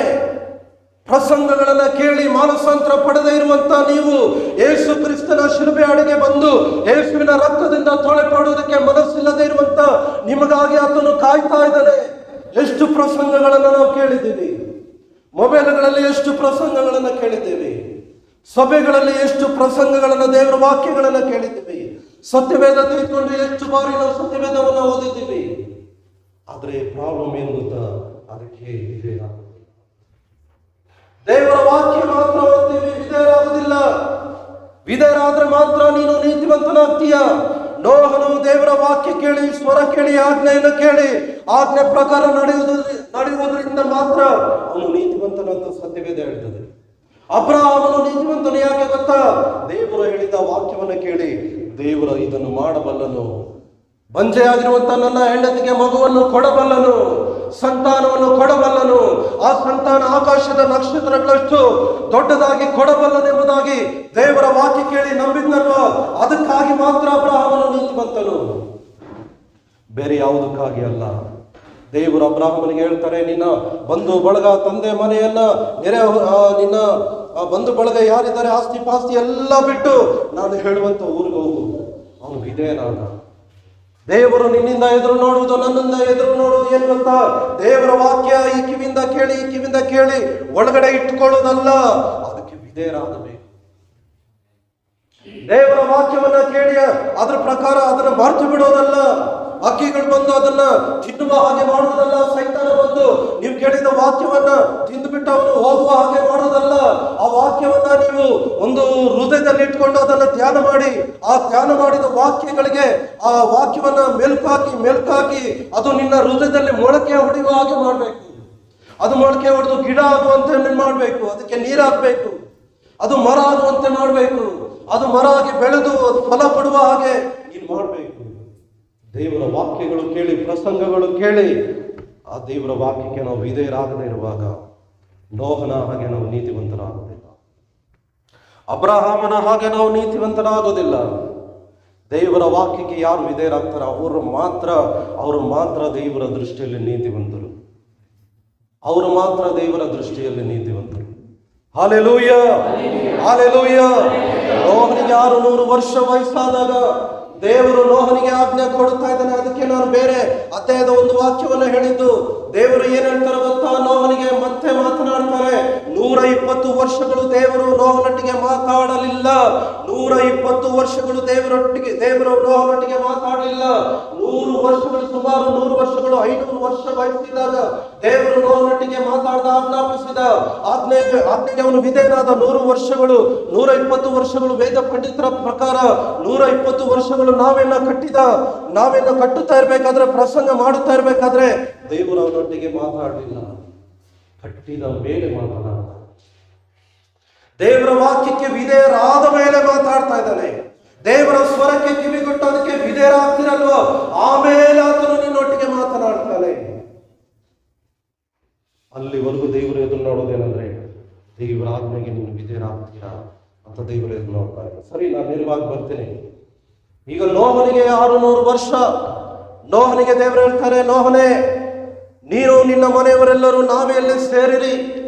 ಇಂಗ್ಲಿಷ್ ಸತ್ಯವೇದದಲ್ಲಿ ಏನಿದೆ ಗೊತ್ತಾ? ಆ ಸತ್ಯವೇದದ ಪ್ರಕಾರ ನಾನು ಕನ್ನಡದಲ್ಲಿ ಹೇಳ್ಬೇಕಾದ್ರೆ, ದೇವರು ನೋಹನು ಸಿದ್ಧ ಮಾಡಿದ ನಾವೆಯ ಒಳಗಡೆ ಇದ್ದಾನೆ. ನೋಹನಿಗೆ ಹೇಳ್ತಾ ಇದ್ದಾನೆ, ನೀನು ನಿನ್ನ ಮನೆಯವರೆಲ್ಲರೂ ನಾವೆಯಲ್ಲಿ ಸೇರಿರಿ ಅಂತ ಕನ್ನಡ ಸತ್ಯವೇದ ಹೇಳ್ತದೆ. ಇಂಗ್ಲಿಷ್ ಸತ್ಯವೇದದ ಒಂದು ಭಾಷೆ ಅಂದ್ರೆ ಕನ್ನಡದಲ್ಲಿ ಮಾಡುವುದಾದ್ರೆ, ನೀನು, ನಿನ್ನ ಹೆಂಡತಿ, ನಿನ್ನ ಮಕ್ಕಳು, ಗಂಡು ಮಕ್ಕಳು 3, ಗಂಡು ಮಕ್ಕಳ 3 ಹೆಂಡತಿಯರು, ಸೊಸೆಯರು, ಇವರೆಲ್ಲರೂ ನಾವೇ ಒಳಗಡೆ ಬನ್ನಿರಿ ಎಂಬುದಾಗಿ ದೇವರು ಹೇಳ್ತಾ ಇದ್ದಾನೆ. ಬನ್ನಿರಿ ಎಂಬುದಾಗಿ ಹೇಳುವಾಗ ಆ ನಾವೇ ಒಳಗಡೆ ದೇವರ ಪ್ರಸನ್ನತೆ ಇದೆ. ಆ ನಾವೇ ಒಳಗಡೆ ನೋವನ್ನು ಸಿದ್ಧ ಮಾಡಿದ ನಾವೇ ಒಳಗಡೆ ದೇವರಿದ್ದಾನೆ. ನಾವೇ ಒಳಗಡೆ ದೇವರಿದ್ದಾನೆ. ದೇವರ ವಾಕ್ಯಕ್ಕೆ ವಿಧೇಯನಾಗಿ ನಾವೆಲ್ಲ ಸಿದ್ಧ ಮಾಡಿದ ನಾವೇ ಒಳಗಡೆ ದೇವರ ಪ್ರಸನ್ನತೆ ಅವತಾರ ಇದ್ದಿದೆ, ಅಥವಾ ದೇವರ ಪ್ರಸನ್ನತೆ ಅದರ ಒಳಗಡೆ ಇದೆ. ಅದಕ್ಕೆ ದೇವರು ಹೇಳ್ತಾ ಇದ್ದಾನೆ, ನೀನು, ನಿನ್ನ ಹೆಂಡತಿ, ನಿನ್ನ ಮಕ್ಕಳು, ಸೊಸೆಯರು 8 ಮಂದಿ ಒಳಗಡೆ ಬನ್ನಿ ಎಂಬುದಾಗಿ ದೇವರು ಹೇಳ್ತಾರೆ. Hallelujah, hallelujah. ಈಗ ಹೇಳಿ ನೋಹನಿಗೆ ಇನ್ನೊಂದು ಮಾತನ್ನು ಹೇಳ್ತಾ ಇದ್ದಾನೆ. ಈಗಿನವರಲ್ಲಿ ನೀನೊಬ್ಬನೇ ನನ್ನ ಮುಂದೆ ನೀತಿವಂತನಾಗಿ ನಡೆಯುವುದನ್ನ ನೋಡಿದ್ದೇನೆ. ಹೆಂಡತಿ ಕೂಡ ನೀತಿವಂತಳಲ್ಲ, ಮಕ್ಕಳು ಕೂಡ ನೀತಿವಂತರಲ್ಲ, ಸೊಸೆಯರು ನೀತಿವಂತರಲ್ಲ. ದೇವರು ಅವರು ನೀತಿವಂತರಾಗಿದ್ರೆ ಹೇಳ್ತಾ ಇದ್ದ, ಡಿಕ್ಲೇರ್ ಮಾಡ್ತಾ ಇದ್ದ. ಸತ್ಯವೇದದಲ್ಲಿ ಅದನ್ನ ಲಿಖಿತವಾಗುವಂತೆ ಪವಿತ್ರಾತ್ಮ ಪ್ರೇರಣೆಯಿಂದ ಮೋಶೆ ಬರುವಾಗ ಅದನ್ನ ಬರೆಸ್ತಾ ಇದ್ದ. ಆದ್ರೆ ಇಲ್ಲಿ ನೋಹನು ಮಾತ್ರ ಇಡೀ ಪ್ರಪಂಚದಲ್ಲಿ 10,000 ಜನಗಳ ಮಧ್ಯದಲ್ಲಿ ಒಬ್ಬ ನೋಹನು ಮಾತ್ರ, ಅವನು ಪಾಪ ಸ್ವರೂಪಿ ಆದ್ರೂ ಕೂಡ ದೇವರ ಸ್ವರ ಕೇಳಿ ವಿಧೇಯನಾದದರಿಂದ, ಒಬ್ಬನು ಮಾತ್ರ ವಿಧೇಯನಾದದರಿಂದ ಅವನೊಬ್ಬನು ನೀತಿವಂತನು. ಅದನ್ನ ದೇವರು ಅವನಿಗೆ ಹೇಳ್ತಾ ಇದ್ದಾರೆ, ನೀನೊಬ್ಬನೇ ಅಂತ ಹೇಳುವಾಗ ಅವನೊಬ್ಬನೇ, ನೀನೊಬ್ಬನೇ ನನ್ನ ಮುಂದೆ ನೀತಿವಂತನಾಗಿ ನಡೆಯುವುದನ್ನ ನೋಡಿದ್ದೇನೆ. ದೇವರ ಕಣ್ಣಿಂದ ನೋಡಿದ್ದಾರೆ. ಹಾಲೆಲೂಯ. ಚೆನ್ನಾಗಿ ಅರ್ಥ ಆಗ್ತಾ ಇದೆ. ದೇವರು ಅವನಿಗೆ ಹೇಳ್ತಾ ಇದ್ದಾನೆ, ನೀನೊಬ್ಬನೇ ನನ್ನ ಮುಂದೆ ನೀತಿವಂತನಾಗಿ ನಡೆಯುವುದನ್ನ ನೋಡಿದ್ದೇನೆ ಎಂಬುದಾಗಿ ಹೇಳಿ ದೇವರು ಕೆಲವು ವಿಷಯಗಳನ್ನ ಹೇಳ್ತಾರೆ. ನಾವೇ ಒಳಗಡೆ ಬಂದು ಸೇರ್ಕೊಳ್ರಿ. ಅದರ ಮೀನಿಂಗ್ ಏನ್ ಗೊತ್ತಾ? ದೇವರ ವಾಕ್ಯಕ್ಕೆ ಅವಿಧೇಯರಾದ ನೋಹನ ಪ್ರಸಂಗವನ್ನ 100 ವರ್ಷಗಳು ಕೇಳಿ ಮಾನಸಾಂತರ ಹೊಂದದ ಜನಗಳಿಗೆ ದೇವರು ಶಿಕ್ಷೆಯನ್ನು ಕೊಡುವುದಕ್ಕೆ ತೀರ್ಮಾನ ತೆಗೆದುಕೊಂಡಿದ್ದಾನೆ. ಅವರಿಗೆ ಜಲಪ್ರಳಯವನ್ನು ಉಂಟು ಮಾಡುವಾಗ ನೋಹನು ರಕ್ಷಣೆ ಬರಬೇಕಲ್ವಾ? ನೋಹನ ಮೂಲಕ ಹೆಂಡತಿ ರಕ್ಷಣೆ ಬರಬೇಕಲ್ವಾ? ಅವರ ಸೊಸೆಯರು, ಗಂಡು ಮಕ್ಕಳು ರಕ್ಷಣೆ ಬರಬೇಕಲ್ವಾ? ಅದಕ್ಕೆ ದೇವರು ಹೇಳ್ತಾ ಇದ್ದಾನೆ, ನಾವೇ ಒಳಗಡೆ ಬಂದು ಸೇರ್ಕೊಳ್ರಿ ಎಂಬುದಾಗಿ ದೇವರು ಅವರಿಗೆ ಹೇಳಿದಾಗ ಅವರು ಒಳಗಡೆ ಬಂದು ಸೇರ್ಕೊಳ್ತಾರೆ. 16ನೇ ವಾಕ್ಯ ಹೇಳ್ತದೆ, 7ನೇ ಅಧ್ಯಾಯ 16ನೇ ವಾಕ್ಯ ಹೇಳ್ತದೆ, ದೇವರು ನೋಹನಿಗೆ ಅಪ್ಪಣೆ ಕೊಟ್ಟಂತೆ ಎಲ್ಲಾ ಪ್ರಾಣಿಗಳಲ್ಲಿ ಒಂದು ಗಂಡು ಒಂದು ಹೆಣ್ಣು ಈ ಮೇರೆಗೆ ಸೇರಿದವು. ಯೆಹೋವನು ನೋಹನನ್ನ ಒಳಗಡೆ ಇಟ್ಟು ಮುಚ್ಚಿದನು. ಈಗ ನನ್ನ ಕಡೆ ನೋಡಿ, ದೇವರು ಏನ್ ಮಾಡಿದಂತೆ? ದೇವರು ನೋಹನನ್ನ ಒಳಗಡೆ ಇಟ್ಟು ಮುಚ್ಚಿದನು. ನಾವೇನ ಸಿದ್ಧ ಮಾಡಿದ್ದು ಯಾರು ನಾವೇನ ಸಿದ್ಧ ಮಾಡಿದ್ದು? ಗಟ್ಟಿಯಾಗಿ ಹೇಳ್ಬೇಕು. ನಾವೆಲ್ಲ ಸಿದ್ಧ ಮಾಡಿದ್ದು ನೋಹನು. ಸಿದ್ಧ ಮಾಡು ಎಂಬುದಾಗಿ ಹೇಳಿದ್ದು, ಅದರ ಅಳತೆ ಎಲ್ಲ ಹೇಳಿದ್ದು, ಯಾವ ರೀತಿ ಯಾವ ಮರ ಅಂತ ಹೇಳಿದ್ದು ಯಾರು? ದೇವರು. ದೇವರ ಆಜ್ಞೆಗೆ ವಿಧೇಯನಾದ. ದೇವರ ಆಜ್ಞೆ ಮತ್ತೆ 100 ವರ್ಷಗಳಾದ ನಂತರ ಅವನಿಗೆ ಬಂತು ಒಳಗಡೆ ಹೋಗುವಂತ. ಕುಟುಂಬ ಸಮೇತವಾಗಿ ಮಕ್ಕಳು ಸೊಸೆಯರು ಎಲ್ಲರೂ ಹೆಂಡತಿ, ನೀನು ಒಳಗಡೆ ಸೇರ್ಕೋ. ಒಳಗಡೆ ಹೋದ್ರು. ಪ್ರಾಣಿಗಳೆಲ್ಲ ದೇವರು ಬರಮಾಡ್ದ. ನೋಹನ ಕೈಯಲ್ಲಿ ಯಾವ್ದಾಗ್ಲಿಲ್ಲ, ಅದನ್ನ ದೇವರು ಮಾಡ್ತಾ ಇದ್ದಾನೆ. ನಿನ್ನಿಂದ ಯಾವ್ದಾಗ್ತದೋ ಅದು ನೀನು ಮಾಡುವ ಹಾಗೆ ದೇವರು ಮಾಡ್ತಾನೆ. ದೇವರು ನೋಡ್ತಾನೆ, ದೇವರು ಕಾಯ್ತಾನೆ. ಈಗ ದೇವರು ನೋಹನು ಒಳಗಡೆ ಹೋದ ನಂತರ ಒಂದು ಕಾರ್ಯವನ್ನು ಮಾಡ್ತಾ ಇದ್ದಾನೆ. ನಾವೆಯ ದೊಡ್ಡ ಬಾಗಿಲನ್ನ, ಆ ಒಂಟೆಗಳು, ಆ ಒಂದು ಇನ್ನು ಜಿಬ್ರಾ, ಅದು ತಲೆ ಎಲ್ಲ ಮೇಲೆ ಇರ್ತದಲ್ಲ, ಎಲ್ಲ ಪ್ರಾಣಿಗಳು ಎತ್ತರವಾದ ಒಂದು ಏನ್ ಬಾಗಿಲನ್ನ, ನಾವೆಗೆ ಬಾಗಿಲನ್ನ ನೋಹನು ಸಿದ್ಧ ಮಾಡಿದ್ದಾನೆ ದೇವರ ಆಜ್ಞೆ ಮೇರೆಗೆ. ಒಂದೇ ಒಂದು ಕಿಟಕಿ, 3 ಅಂತಸ್ತುಗಳು. ವೇದ ಪಂಡಿತರು ಹೇಳ್ತಾರೆ, ತಂದೆ ಮಗ ಪವಿತ್ರಾತ್ಮ ಅಂತ ಹೇಳ್ತಾರೆ. ಒಂದೇ ಒಂದು ಕಿಟಕಿನ ವೇದ ಪಂಡಿತರು. ಆ ಕಿಟಕಿ ಯೇಸು ಸ್ವಾಮಿ ಹೇಳ್ತಾರೆ, ನಾನೇ ಬಾಗಿಲು ಪರಲೋಕಕ್ಕೆ, ನಾನೇ ಬಾಗಿಲು ಅಂತ ಹೇಳ್ತಾರೆ. ಅಷ್ಟು ದೊಡ್ಡ ನಾವೆಗೆ ಒಂದೇ ಒಂದು ಬಾಗಿಲು. ಅದು ಯಾವುದು ಗೊತ್ತಾ? ನೋಹನು ಸಿದ್ಧ ಮಾಡಿದ ಬಾಗಿಲು. ಆ ಬಾಗಿಲನ್ನ ದೇವರು ಮುಚ್ಚುತ್ತಾ ಇದ್ದಾನೆ. ಈಗ ಇರುವಂತ ನಾವೇ ಬಾಗಿಲು ಯಾವುದು ಗೊತ್ತಾ? ಕರ್ತನಾದ ಯೇಸು ಹೇಳ್ತಾ ಇದ್ದಾನೆ, ಐ ಆಮ್ ದ ಡೋರ್ ಅಂತ ಹೇಳ್ತಾನೆ. ನಾನೇ ಪರಲೋಕಕ್ಕೆ ಬಾಗಿಲು ಅಂತ ಹೇಳ್ತಾ ಇದ್ದಾನೆ. ಆ ಬಾಗಿಲು ಇನ್ನೂ ಓಪನ್ ಆಗಿದೆ. ಆ ನಾವೆಯ ಬಾಗಿಲು ಇನ್ನೂ ಓಪನ್ ಆಗಿದೆ. ಯೇಸು ಕ್ರಿಸ್ತನೆಂಬ ನಾವೆಯ ಬಾಗಿಲು ಇನ್ನೂ ಓಪನ್ ಆಗಿದೆ. ಅದರ ಒಳಗಡೆ ಇರುವಂತ ನೀವು ಧನ್ಯರು. ಅದರ ಒಳಗಡೆ ಇರುವಂತ ನಿನ್ನ ಕುಟುಂಬದವರು ಧನ್ಯರು. ಅದರ ಒಳಗಡೆ ಇರುವಂತ ಸಭೆಯ ವಿಶ್ವಾಸಿಗಳು ಧನ್ಯರು. ಅದರ ಒಳಗಡೆ ಇರುವಂತ ದೇವರ ಸೇವಕರು ಧನ್ಯರು. ಯಾಕಂದ್ರೆ ದೇವರು ಬೆಂಕಿಯನ್ನ ಬರಮಾಡ್ತಾನೆ. ಆ ಯೇಸು ಕ್ರಿಸ್ತನೆಂಬ ನಾವೇ ಒಳಗಡೆ ಯಾರೆಲ್ಲ ಇದ್ದಾರೆ ಅವರನ್ನ ಒಳಗಡೆ ಸೇರಿಸಿದ ನಂತರ ಆ ನಾವೇ ಅನ್ನುವಂತ ಆ ಬಾಗಿಲನ್ನ, ಯೇಸು ಕ್ರಿಸ್ತನ್ ಅನ್ನುವಂತ ದಯೆ, ಕೃಪೆ ಅನ್ನುವಂತ ಬಾಗಿಲನ್ನ ದೇವರು ತನ್ನ ಕೈಯಾರೆ ಕ್ಲೋಸ್ ಮಾಡುವಂತ ದಿನಗಳು ಬಹಳ ಹತ್ತಿರವಾಗಿದ್ರೆ ಆಗಿದೆ. ಆ ಬಾಗಿಲನ್ನ ದೇವರು ಮುಚ್ಚಿದ್ರೆ ನೋಹನು ಕೂಡ ಬಾಗಿಲು ತೆರೆಯುವುದಕ್ಕಾಗೋದಿಲ್ಲ. ಸ್ವಲ್ಪ ಗಮನ. ಈ ಬಾಗಿಲನ್ನ ಮುಚ್ಚಿದ್ರೆ, ಆ ಕೃಪೆ ಅನ್ನುವಂತ ಬಾಗಿಲನ್ನ ದೇವರು ಮುಚ್ಚಿದ್ರೆ ನೋಹನು ಕೂಡ ಅದನ್ನು ತೆರೆಯುವುದಕ್ಕೆ ಆಗೋದಿಲ್ಲ. ಈ ಕೃಪೆ ಅನ್ನುವಂತ ಬಾಗಿಲನ್ನ ದೇವರು ಮುಚ್ಚಿದ್ರೆ ದೇವರು ಕೂಡ ತೆರೆಯುವುದಿಲ್ಲ. 100 ವರ್ಷಗಳು ದೇವರು ಕಾದ. ದೇವರು 2000 ವರ್ಷಗಳು ಕಾದ. 2022 ವರ್ಷಗಳು ಕಾದ. ಯಾರು ಗೊತ್ತು? ಇವತ್ತು ಸಾಯಂಕಾಲವೇ ದೇವರು ಕೃಪೆ ಅನ್ನುವಂತ ಬಾಗಿಲನ್ನು ಮುಚ್ಚಿ ಆ ಬೆಂಕಿಯನ್ನ ಬರಮಾಡಿ ಯೇಸು ಕ್ರಿಸ್ತನನ್ನ ನಂಬದೇ ಇರುವಂತ ಪ್ರತಿಯೊಬ್ಬರನ್ನ ಬೆಂಕಿಯ ಮೂಲಕ ನಾಶ ಮಾಡಬಹುದು. ಪೇತ್ರನು ಹೇಳ್ತಾನೆ, ಕಣ್ಣಿಗೆ ಕಾಣುವಂತ ಈ ಸುಂದರವಾದ ಈ ಪ್ರಕೃತಿ, ಈ ಸುಂದರವಾದ ಗಿಡ ಮರಗಳು, ಹಣ್ಣುಗಳು, ಮನುಷ್ಯರು ಇವರೆಲ್ಲರೂ ಬೆಂಕಿಯಿಂದ ನಾಶವಾಗುವುದಕ್ಕಾಗಿ ದೇವರು ಇಟ್ಟಿದ್ದಾನೆ. ಆದ್ರೆ ನಾವೇ ಯೇಸು ಕ್ರಿಸ್ತನ ಅನ್ನುವಂತ ಆ ನಾವೇ ಒಳಗಡೆ ಇರುವಂತ ನಿನ್ನನ್ನ ನನ್ನನ್ನ ದೇವರು ಆ ಬಾಗಿಲನ್ನ ಮುಚ್ಚಿ ಮುದ್ರೆ ಹಾಕಿದ್ದಾನೆ, ಸೀಲ್ ಹಾಕಿದ್ದಾನೆ. ಯಾರು ಕೂಡ ಬಾಗಿಲು ತೆರೆಯುವುದಕ್ಕಾಗುವುದಿಲ್ಲ. ಬಾಗಿಲನ್ನು ಮುಚ್ಚಿದಾಗ, ಈ ಬಾಗಿಲನ್ನು ಮುಚ್ಚಿದಾಗ ದೇವರು 7 ದಿನಗಳವರೆಗೂ ದೇವರು ಏನ್ ಹೇಳಿದ್ದಾನೆ ಅದನ್ನು ಬರಮಾಡಲಿಲ್ಲ. ಇಲ್ಲಿ ಒಂದು ವಿಷಯವನ್ನ ನಾನು ನಿಮ್ಗೆ ಹೇಳೋದಕ್ಕೆ ಇಷ್ಟಪಡ್ತೇನೆ. ನಾವೇ ಒಳಗಡೆ ನೋಹನಿದ್ದಾನೆ, ಹೆಂಡತಿದ್ದಾರೆ, ಮಕ್ಕಳಿದ್ದಾರೆ, ಒಟ್ಟು 8 ಮಂದಿ ಇದ್ದಾರೆ. 7 ದಿನಗಳು ದೇವರನ್ನ ಆ ಜಲಪ್ರಾಣಯವನ್ನು ಉಂಟು ಮಾಡಲಿಲ್ಲ ಅಥವಾ ಮಳೆಯನ್ನು ಉಂಟು ಮಾಡಲಿಲ್ಲ. ನೋಹನು ಮನಸ್ಸಲ್ಲಿ ಆಲೋಚನೆ ಮಾಡಿರಬಹುದು, ಯಾಕೆ ದೇವರು ತಡ ಮಾಡ್ತಾ ಇದ್ದಾನೆ? 7 ದಿನಗಳು ಮಳೆಯನ್ನ ದೇವರು ಉಂಟು ಮಾಡಲಿಲ್ಲ, ಜಲಪ್ರಾಣಯವನ್ನು ಉಂಟು ಮಾಡಲಿಲ್ಲ, ಪ್ರವಾಹವನ್ನು ಉಂಟು ಮಾಡಲಿಲ್ಲ. ಯಾಕೆ ಗೊತ್ತಾ? ದೇವರು ನೋಹನ ಹೃದಯವನ್ನು ಕೂಡ ನಾವೇ ಒಳಗಡೆ ಇರುವಾಗಲೂ ಪರೀಕ್ಷೆ ಮಾಡ್ತಾ ಇದ್ದಾನೆ. ಕ್ರಿಸ್ತನ ಅನ್ಯೋನ್ಯತೆಯಲ್ಲಿ ಇರುವಾಗಲೂ ದೇವರು ನಿನ್ನ ನಂಬಿಕೆಯನ್ನು ಪರೀಕ್ಷೆ ಮಾಡ್ತಾನೆ.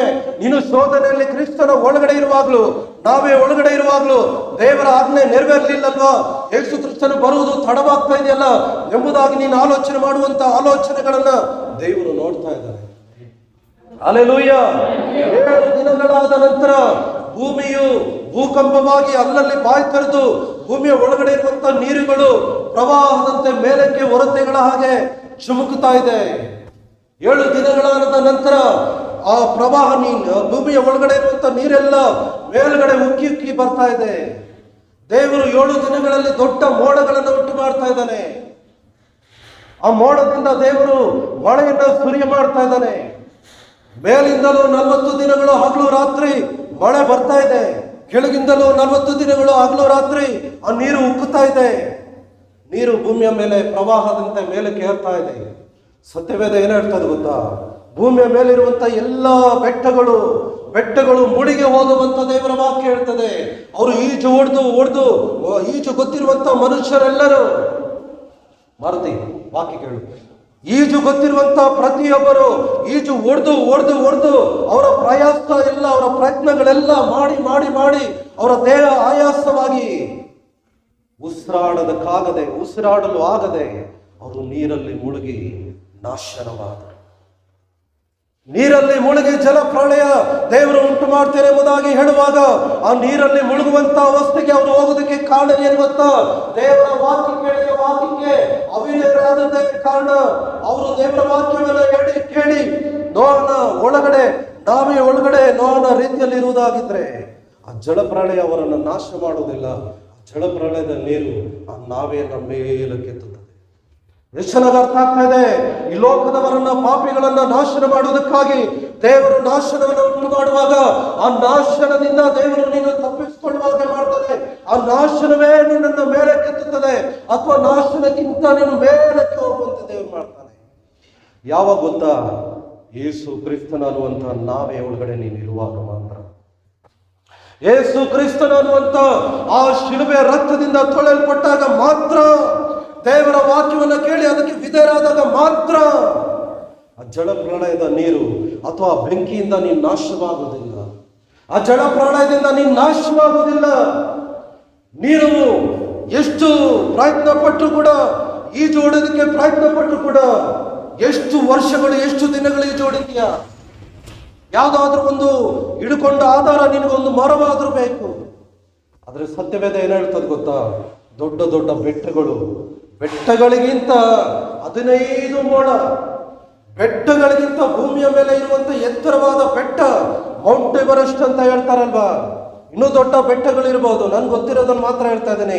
ಅದಕ್ಕಿಂತ 15 ಮೋಡ ಎತ್ತರ ಜಲ ಪ್ರಳಯದ ನೀರು ತುಂಬಿಕೊಳ್ಳಿ. ಒಂದೇ ಒಂದು ಪ್ರಾಣಿ, ಒಂದೇ ಒಂದು ಪಶು, ಒಂದೇ ಒಂದು ಪಕ್ಷಿ, ಒಂದೇ ಒಂದು ಮನುಷ್ಯ ಜೀವಂತವಾಗಿರುವುದಕ್ಕೆ ದೇವರು ಬಿಡಲಿಲ್ಲ. ದೇವರು ಯಾರನ್ನು ಬಿಡೋದಿಲ್ಲ, ಎಲ್ಲರನ್ನ ನಾಶ ಮಾಡ್ತಾರಂತ ಮೊದಲೇ ಹೇಳಿದ್ನಲ್ವಾ. ಅವರು ಜೀವಂತವಾಗಿ ಇರುವಾಗಲೇ ದೇವರು ನೋಹನ ಮೂಲಕ ಹೇಳಿದ್ನಲ್ವಾ. ನೀವು ಜೀವಂತವಾಗಿ ಇರುವಾಗಲೇ ದೇವರು ಪ್ರಸಂಗಗಳ ಮೂಲಕ, ದೇವರ ಸೇವಕರುಗಳ ಮೂಲಕ ನಿಮ್ಗೆ ಹೇಳ್ತಾ ಇದ್ದಾನಲ್ವಾ. ದೇವರ ವಾಕ್ಯ ಕೇಳಿ ಆ ನಾವೇ ಒಳಗಡೆ ನೀವು ಯಾವಾಗ ಸೇರಿಕೊಳ್ತೀರಾ? ಯೇಸು ಕ್ರಿಸ್ತನ ಅನ್ನುವಂತ ಆ ಶಿಲುಬೆ ಮರಣದ ಮೂಲಕ ನೀವು ರಕ್ಷಣೆ ಹೊಂದಬೇಕಾದ್ರೆ ಯೇಸುವನ್ನ ಸ್ವಂತ ರಕ್ಷಕನಾಗಿ ಯಾವಾಗ ಅಂಗೀಕಾರ ಮಾಡ್ತೀರಾ? ನೀವು ತಡ ಮಾಡಿದಷ್ಟು ನಿಮಗೆ ಅಪಾಯ ಜಾಸ್ತಿ. ಅವರು ತಡ ಮಾಡಿದಲ್ಲ. ದೇವರ ಸೇವಕನಾದ ಮೊದಲ ಪ್ರಸಂಗಿ ನೋಹನು, ದೇವರಿಂದ ಆರಿಸಿಕೊಳ್ಳಲ್ಪಟ್ಟಂತ ಮೊದಲ ಸೇವಕನು, ಪ್ರಸಂಗ ಮಾಡುವಂಥವನು. ಅವನು ಪ್ರಸಂಗ ಮಾಡ್ತಾ ಇರಬೇಕಾದ್ರೆ ಪಾಪಿಗಳು, ಭ್ರಷ್ಟರು, ದೇವರ ಕೋಪಕ್ಕೆ ಗುರಿಯಾದವರು ಅವನನ್ನು ಅವಮಾನ ಮಾಡ್ತಾ ಇದ್ದಾರೆ. ಮಳೆ ಅನ್ನೋದೇ ಇಲ್ಲ, ದೇವರು ಮಳೆಯನ್ನು ಬರಮಾಡ್ತಾನೆ. ದೇವರು ನಾಶನ ಮಾಡುವುದಕ್ಕಾಗಿ ಪ್ರಪಂಚವನ್ನು ಉಂಟು ಮಾಡಿದ್ದಾನೆ. ಮನುಷ್ಯರೆಲ್ಲರನ್ನು ನಾಶ ಮಾಡ್ತಾನೆ ದೇವರು ಅಂತ ಹೇಳ್ತಾ ಇದೆಯಲ್ಲ. ಈ ನಾವೇ ಒಳಗಡೆ ಯಾರೆಲ್ಲ ಇರ್ತಾರೆ ಅವರನ್ನು ಬಿಟ್ಟು ಹೊರತುಪಡಿಸಿ ಎಲ್ಲರೂ ನಾಶವಾಗ್ತಾರೆ ಅಂತ ಹೇಳ್ತಾ ಇದೆಯಲ್ಲ ಎಂಬುದಾಗಿ ಅವನನ್ನು ಗೇಲಿ ಮಾಡ್ತಾನೆ. ಎಷ್ಟೇ ಗೇಲಿ ಮಾಡಿದ್ರು ಕೂಡ ದೇವರ ವಾಕ್ಯ ಒಂದೇ ಒಂದು ಬಾರಿ ಬಂದರೆ ಅದು ಶಾಶ್ವತವಾಗಿ ಬಂದ. ದೇವರ ವಾಕ್ಯ ಪ್ರತಿಧ್ವನಿಸ್ತದೆ. ದೇವರು ಬೆಳಕಾಗಲ್ಲ ಅಂದ್ರೆ ಆ ಬೆಳಕಾಗಲ್ಲ ಅನ್ನುವಂಥ ಮಾತು ಶಾಶ್ವತವಾಗಿ ಪರಲೋಕದಲ್ಲಿ ಸ್ಥಾಪಿಸಲ್ಪಟ್ಟಿದೆ.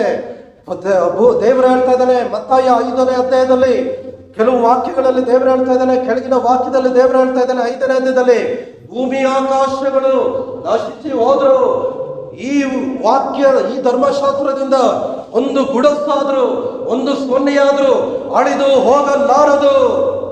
ಯಾರು ಹೇಳಿದ್ದು? ದೇವರ ವಾಕ್ಯ ಆಗಿರುವಂತ ಯೇಸು ಹೇಳ್ತಾ ಇದ್ದಾರೆ.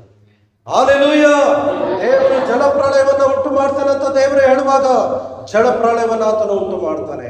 ದೇವರು ಈ ಮನುಷ್ಯರೆಲ್ಲರನ್ನು ನಾನು ಬೆಂಕಿಯಿಂದ ನಾಶ ಮಾಡ್ತೇನೆ ಎಂಬುದಾಗಿ ದೇವರು ಅಧ್ಯಾಯಗಳಲ್ಲಿ ವಾಕ್ಯಗಳಲ್ಲಿ ಈ ಸತ್ಯವೇದದಲ್ಲಿ ಹೇಳಿರುವಾಗ ದೇವರು ಅದನ್ನೇ ಮಾಡ್ತಾನೆ.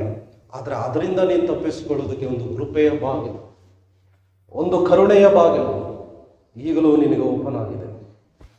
ಹೊಸೊಬ್ಬರಿಗೆ ಹೇಳ್ತಾ ಇದ್ದೀನಿ, ಮಾದಮ್ಮ ಮೀ చెప్తాను, ಆ ಕೃಪೆ ಅನ್ನುವಂತ ಬಾಗಿಲು, ఆ వాకిలి యేసు స్వామి శిలువలో నీ కొరకై బలి అయినాడు, నీ కొరకై రక్తము కార్పించిండాడు, నీ కొరకై రక్తము కార్పించి ప్రాణమిచ్చి సమాధికి పోయి మూడో దినములో మరలా లేచి వచ్చిండాడు. మృత్యుంజయుడు అయ్యి ಜೀವಂತವಾಗಿ ಆತನಿದ್ದಾನೆ.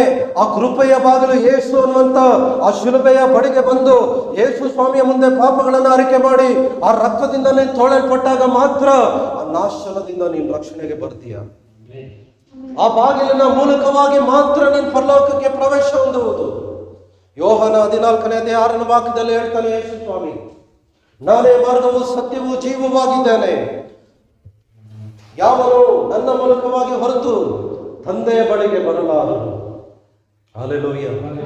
ನೀವು ಬಹಳ ಧೈರ್ಯವಾಗಿದ್ದೀರ, ಆದರೆ ದೇವರು ಗೊತ್ತು ನಿಮ್ಮ ಹೃದಯಗಳು ದೇವರು. ಬಹಳ ಧೈರ್ಯವಾಗಿದ್ದೀರ, ಆದರೆ ನಿಮ್ಮ ಹೃದಯಗಳು ದೇವರು. ಇಲ್ಲಿ ಪ್ರಸಂಗ ಮಾಡ್ತಾ ಇರುವಂತ ನಿಮ್ಮ ಒಬ್ಬೊಬ್ಬರ ಹೃದಯಗಳನ್ನ ದೇವರು ನನಗೆ ತಿಳಿಪಡಿಸ್ತಾ ಇದ್ದಾನೆ. ಪ್ರಿಯ ದೇವರ ಮಕ್ಕಳೇ, ದೇವರ ಮುಂದೆ ದೇವರ ಪ್ರಸನ್ನತೆಯಲ್ಲಿ ಆಟ ಆಡುವಂತ ಯಾವುದೇ ದೇವರ ಸೇವಕನಾಗಿರ್ಲಿ, ನಾನೇ ಆಗಿರ್ಲಿ, ಯೋನನೇ ಆಗಿರ್ಲಿ, ಯೋನನನ್ನ ನಾಶನ ಮಾಡುವುದಕ್ಕಾಗಿ ಸಮುದ್ರದಲ್ಲಿ ಅವರೆಲ್ಲರೂ ಬಿಸಾಡುವ ಹಾಗೆ, ನೋವನ್ನು ಹೇಳಿದ್ರು ಕೂಡ ಅವರೆಲ್ಲರೂ ಬಿಸಾಡುವ ಹಾಗೆ ಅವನನ್ನ ನಾಶನ ಮಾಡುವುದಕ್ಕೆ ಅಥವಾ ಸಮುದ್ರದಲ್ಲಿ ಬಿಸಾಡಿದ ನಂತರವೇ ಬಿರುಗಾಳಿ ಶಾಂತವಾಯಿತು, ಸಮುದ್ರ ಅಲ್ಲಕಲ್ಲೋಲವಾಗುವುದು ನಿಂತು ಹೋಯಿತು. ಒಬ್ಬ ದೇವರ ಸೇವಕನು ದೇವರ ವಾಕ್ಯಕ್ಕೆ ಅವಿಧೇಯನಾದಾಗ, ಅವನಿಗೆ ಶಿಕ್ಷೆ ಬಂದಾಗ ಎಲ್ಲ ಸಮಾಧಾನವಾಯಿತು.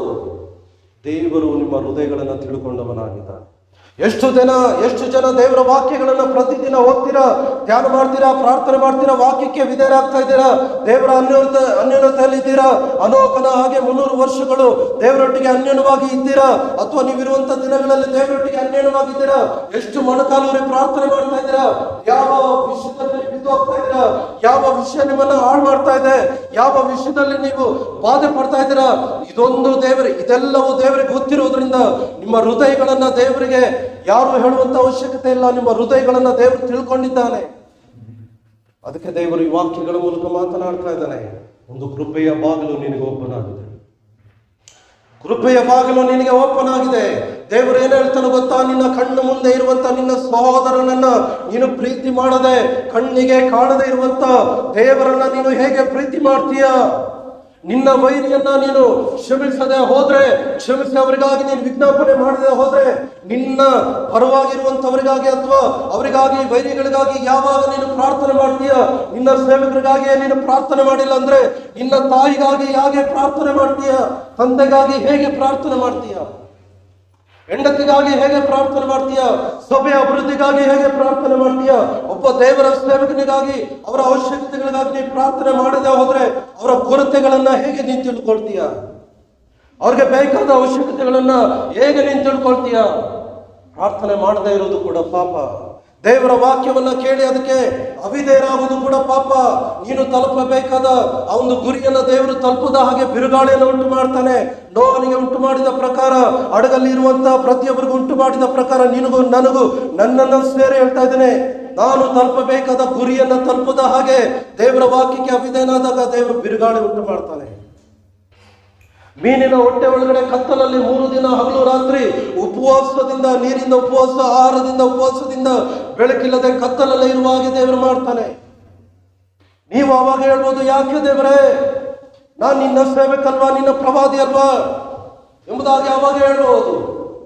ಬೈಬಲ್ ನನ್ನ ಮನೆಯಲ್ಲಿ ಇದೆಯಲ್ಲ, ನನ್ನ ವಾಹನಗಳಲ್ಲಿ ಇದೆಯಲ್ಲ, ಸಭೆಗಳಲ್ಲಿ ಸ್ಟಾಕ್ ಇದೆಯಲ್ಲ, ನನ್ನ ಜಾಬಲ್ಲಿ ಇದೆಯಲ್ಲ ಪಾಕೆಟ್ ಬೈಬಲ್. ಆದ್ರೆ ದೇವರು ಕೇಳ್ತಾನೆ, ಈ ಬೈಬಲ್ ನಿನ್ನ ಹೃದಯದಲ್ಲಿದೆಯಾ? ನಿನ್ನ ಹೃದಯದ ಹಲಿಗೆಯಲ್ಲಿದೆಯಾ? ಹೃದಯದ ಹಲಿಗೆಯಲ್ಲಿದ್ರು ಕೂಡ ಆ ವಾಕ್ಯಗಳಿಗೆ ವಿಧೇಯರಾಗ್ತಾ ಇದೆಯಾ? ದೇವರು ಕೇಳಿದ್ರೆ ಏನ್ ಹೇಳ್ತೀರಾ? ದೇವರ ವಾಕ್ಯಕ್ಕೆ ವಿಧೇಯರಾದ್ರೆ ಮಾತ್ರವೇ ನಾವು ನೀತಿವಂತರಾಗೋದು. ದೇವರ ವಾಕ್ಯಕ್ಕೆ ವಿಧೇಯರಾಗಿ ಯೇಸು ಕ್ರಿಸ್ತನ ರಕ್ತದಿಂದ ತೊಳೆಯಲ್ಪಟ್ಟಾಗ ಮಾತ್ರವೇ ನಾವು ನೀತಿವಂತರಾಗೋದು. ಇನ್ಯಾವುದರ ಮೂಲಕ ನೀವು ನೀತಿವಂತರಾಗುವುದಕ್ಕಾಗದು. ಹಾಲೆಲೂಯ. ಜಲ ಪ್ರಳಯದ ನೀರು ನಾನು ಹೇಳಿದಷ್ಟು ಆ ದೊಡ್ಡ ಬೆಟ್ಟಗಳಿಗಿಂತ 15 ಮೊಳ ಎತ್ತರದಷ್ಟು ಆ ಜಲ ಪ್ರಳಯದ ನೀರು ತುಂಬಿಕೊಳ್ತದೆ. ಆದರೆ ನೋಹನು, ಇಲ್ಲಿ ಗಮನ ಕೊಡಿ, ಸ್ವಲ್ಪ ಗಮನ ಕೊಡಿ. ನೋಹನು ದೇವರ ವಾಕ್ಯವನ್ನ ಕೇಳಿ ವಿಧೇಯನಾದ ನೋಹನು ಮತ್ತು ಹೆಂಡತಿ ಮತ್ತು 3 ಗಂಡು ಮಕ್ಕಳು, ಯವನಸ್ಥ ಗಂಡು ಮಕ್ಕಳು, ಅವರ 3 ಹೆಂಡತಿಯರು, ನೋಹನ ಸೊಸೆಯರು, ಒಟ್ಟು 8 ಮಂದಿ ಊಟವನ್ನು ತಿನ್ಕೊಂಡು ನೆಮ್ಮದಿಯಾಗಿ AC ರೂಮಲ್ಲಿ ಇರುವ ಹಾಗೆ ನೆಮ್ಮದಿಯಾಗಿ ಭಯ ಪಡದೆ ಅವರು ಜಲಪ್ರಾಣಯ, ಹೊರಗಡೆ ಜಲಪ್ರಾಣಯ ಆಗ್ತಾ ಇದೆ, ಒಳಗಡೆ ಜಲಪ್ರಾಣಯದಿಂದ ಅವರು ಈಜೋಡ್ಕೊಂಡು ನಾಶನವಾಗ್ತಾ ಇದ್ದಾರೆ. ಒಬ್ಬೊಬ್ಬರು ಸಾಯ್ತಾ ಇದ್ದಾರೆ, ಒಂದೊಂದು ಪಶು ಸಾಯ್ತಾ ಇದೆ, ಒಂದೊಂದು ಪಕ್ಷಿ ಸಾಯ್ತಾ ಇದೆ, ಎಲ್ಲ ಪ್ರಾಣಿಗಳು ಸಾಯ್ತಾ ಇದೆ. ಆದ್ರೆ ನಾವೇ ಒಳಗಡೆ ಇರುವಂತ ನೋಹನು ಹೊಟ್ಟೆ ತುಂಬಾ ಹಣ್ಣು ಹಂಪಲುಗಳನ್ನು ತಿನ್ಕೊಂಡು, ಆಹಾರ ತಿನ್ಕೊಂಡು, ಹೆಂಡತಿಯೊಡನೆ ಮಕ್ಕಳೊಡನೆ ಸೊಸೆಯರೊಟ್ಟಿಗೆ ನೆಮ್ಮದಿಯಾಗಿ ಸಂರಕ್ಷಣೆಯಿಂದ ಸಂತೋಷವಾಗಿದ್ದಾನೆ. Hallelujah, hallelujah, hallelujah. ನೋಹನು ದೇವರ ವಾಕ್ಯಕ್ಕೆ ವಿಧೇಯನಾಗಿ ನಾವೇ ಒಳಗಡೆ ಇದ್ದಾಗ ಮಾತ್ರ ಆ ಸಮಾಧಾನ, ಆ ನಾವೇ ಒಳಗಡೆ ಇದ್ದಾಗ ಮಾತ್ರ, ಯೇಸು ಕ್ರಿಸ್ತನನ್ನು ನಂಬಿದಾಗ ಮಾತ್ರ ಅವರಿಗೆ ನಾಶನ ಉಂಟಾಗ್ತಾ ಇದ್ರೆ ನಿನಗೆ ಸಂರಕ್ಷಣೆ ಉಂಟಾಗ್ತದೆ. ದೇವರು ಹೇಳಿದ ಸಂದೇಶ ಇವತ್ತೇನು ಗೊತ್ತಾ? ನಾವೇನ ರಕ್ಷಣೆಗಾಗಿ ದೇವರು ಸಿದ್ಧ ಮಾಡಿದ್ದಾನೆ. ದ ಆರ್ಕ್ ಆಫ್ ಸಾಲ್ವೇಷನ್, ನಾವೆಯ ರಕ್ಷಣೆಯ ನಾವೆಯನ್ನ ದೇವರು ಸಿದ್ಧ ಮಾಡಿದ್ದಾನೆ. ಈಗ ಇರುವಂತ ನಾವೇ ಮರದ ನಾವೇ ಅಲ್ಲ, ಈಗ ಇರುವಂತ ನಾವೇ ರಕ್ಷಣೆಗಾಗಿರುವಂತ ನಾವೇ ಒಂದು ಮರದ ಪೆಟ್ಟಿಗೆ ಅಲ್ಲ. 450 ಮೊಳ ಉದ್ದ ಇರುವಂತ, ಅಗಲ ಇರುವಂತ, 75 ಅಡಿ ಅಗಲ ಇರುವಂತ ಆ ಒಂದು ನಾವೇ ಅಲ್ಲ, 45 ಅಡಿ ಎತ್ತರ ಇರುವಂತ ಆ ನಾವೇ ಅಲ್ಲ. ಈಗ ಇರುವಂತ ನಾವೇ ಯಾವುದು? ಯೇಸು ಕ್ರಿಸ್ತನು. ಆ ನಾವೆಯ ಬಾಗಿಲು ಈಗಲೂ ನಿನ್ನನ್ನ ಓಪನ್ ಆಗಿದೆ. ಈಗಲೂ ಆ ನಾವೆಯ ಒಳಗಡೆಯಿಂದ ನೋಹನಿಗೆ ದೇವರು ಹೇಳಿದ ಪ್ರಕಾರ ನಾವೆಯ ಒಳಗಡೆಯಿಂದ ನೋಹನಿಗೆ ಹೇಳ್ತಾ ಇದ್ದಾನೆ, ನೀನು ನಿನ್ನ ಹೆಂಡತಿ ಮಕ್ಕಳು ಸೊಸೆಯರು ಒಳಗಡೆ ಬನ್ನಿರಿ ಅಂತ ಹೇಳುವಾಗ ಆ ನಾವೇ ಒಳಗಡೆ ಯೇಸು ಇದ್ದಾನೆ, ಯೇಸು ಇದ್ದಾನೆ, ಯೇಸುವಿನ ಒಳಗಡೆ ದೇವರಿದ್ದಾನೆ ಅಥವಾ ಯೇಸುವೇ ದೇವರಾಗಿದ್ದಾನೆ.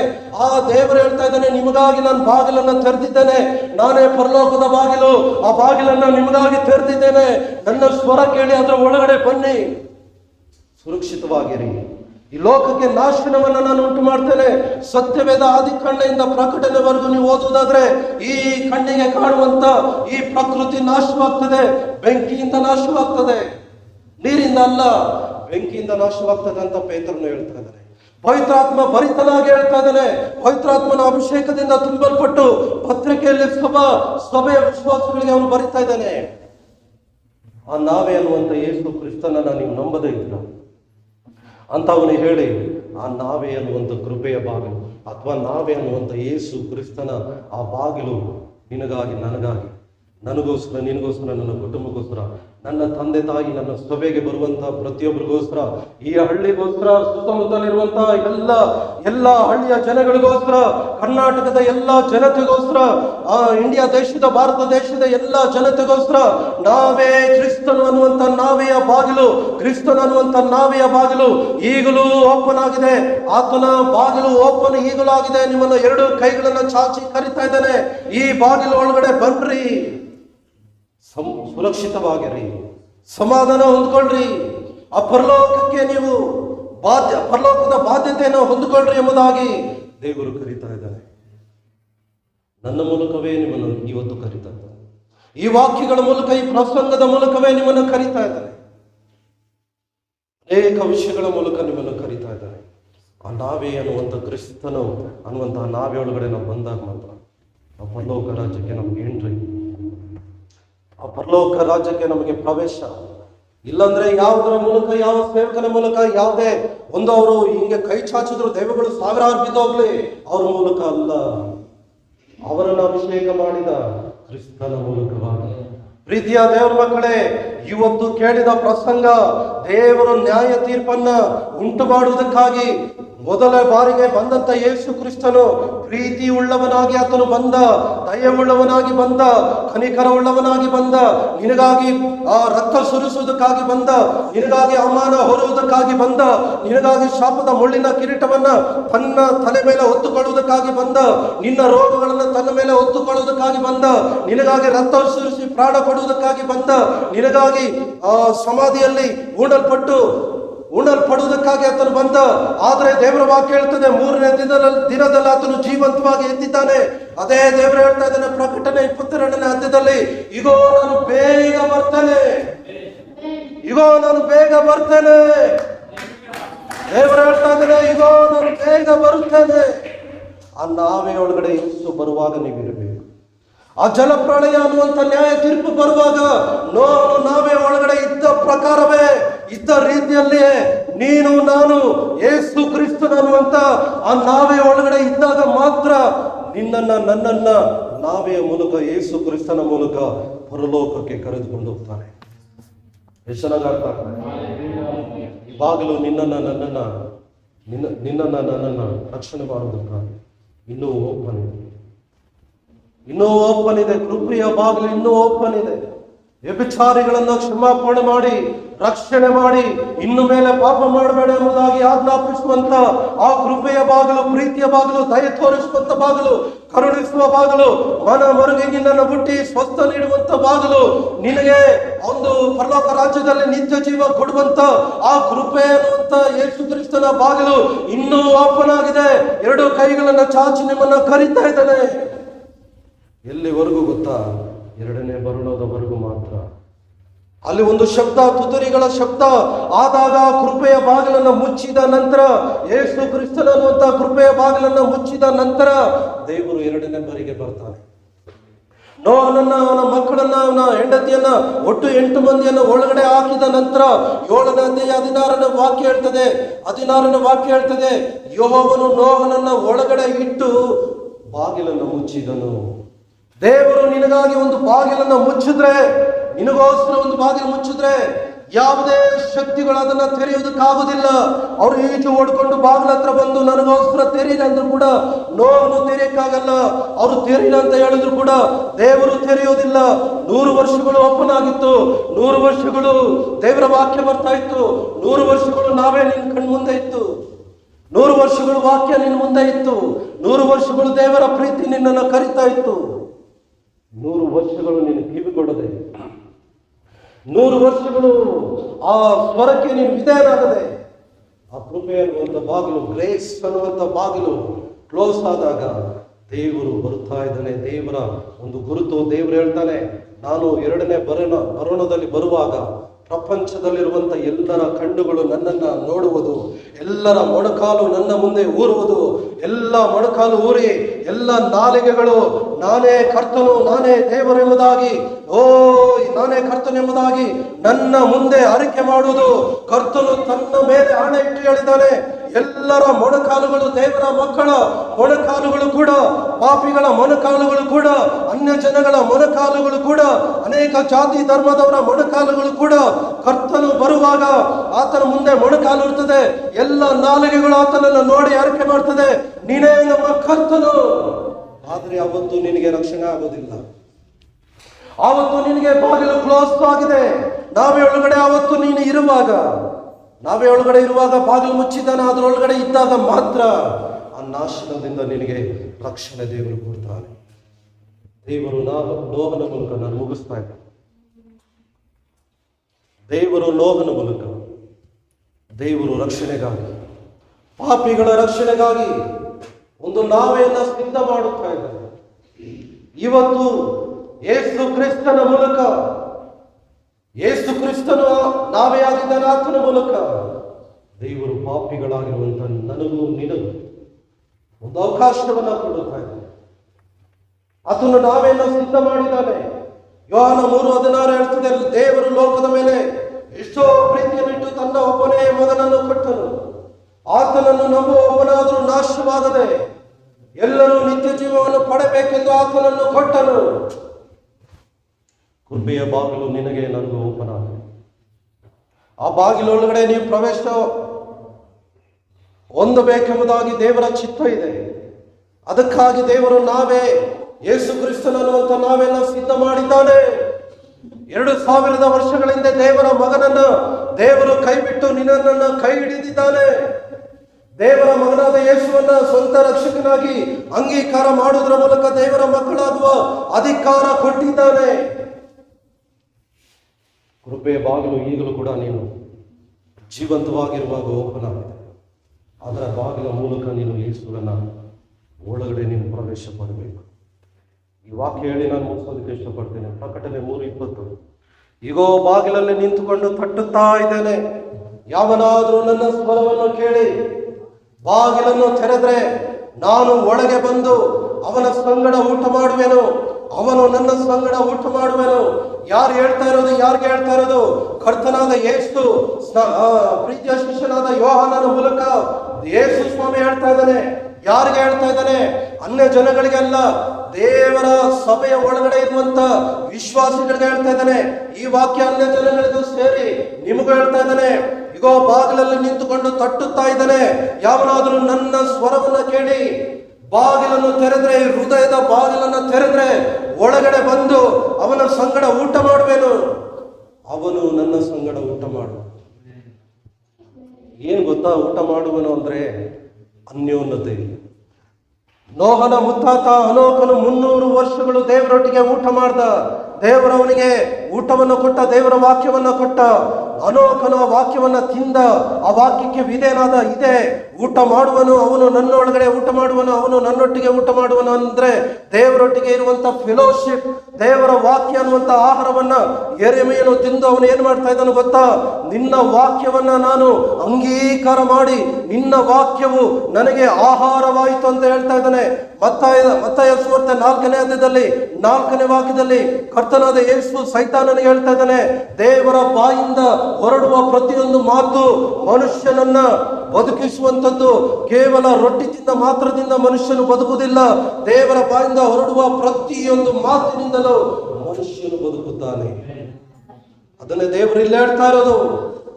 ಪ್ರೀತಿಯ ದೇವರ ಮಕ್ಕಳೇ, ನಾನು ಬೇಗ 2 ನಿಮಿಷದಲ್ಲಿ ಮುಗಿಸೋದಕ್ಕೆ ಇಷ್ಟಪಡ್ತೇನೆ. ಆ ಕೃಪೆಯ ಬಾಗಿಲು ನಿನಗೂ ನನಗೂ ಓಪನ್ ಆಗಿದೆ. ದೇವರ ವಾಕ್ಯ ನಿನ್ನೆ ಓದಿದ್ದು ಇವತ್ತು ಓದದೇ ಇರುವಾಗ ನಾವು ಇವತ್ತು ಓದಬೇಕು. ಮೊನ್ನೆ 40 ಅಧ್ಯಾಯಗಳು ಓದಿ ಇವತ್ತು 1 ಅಧ್ಯಾಯನೂ ಓದದೇ ಇರುವಾಗ ಅದು ಕೂಡ ದೇವರ ದೃಷ್ಟಿಯಲ್ಲಿ ಒಂದು ಆಲಸ್ಯತನ ಅಥವಾ ಒಂದು ಪಾಪ ಆಗ್ತದೆ.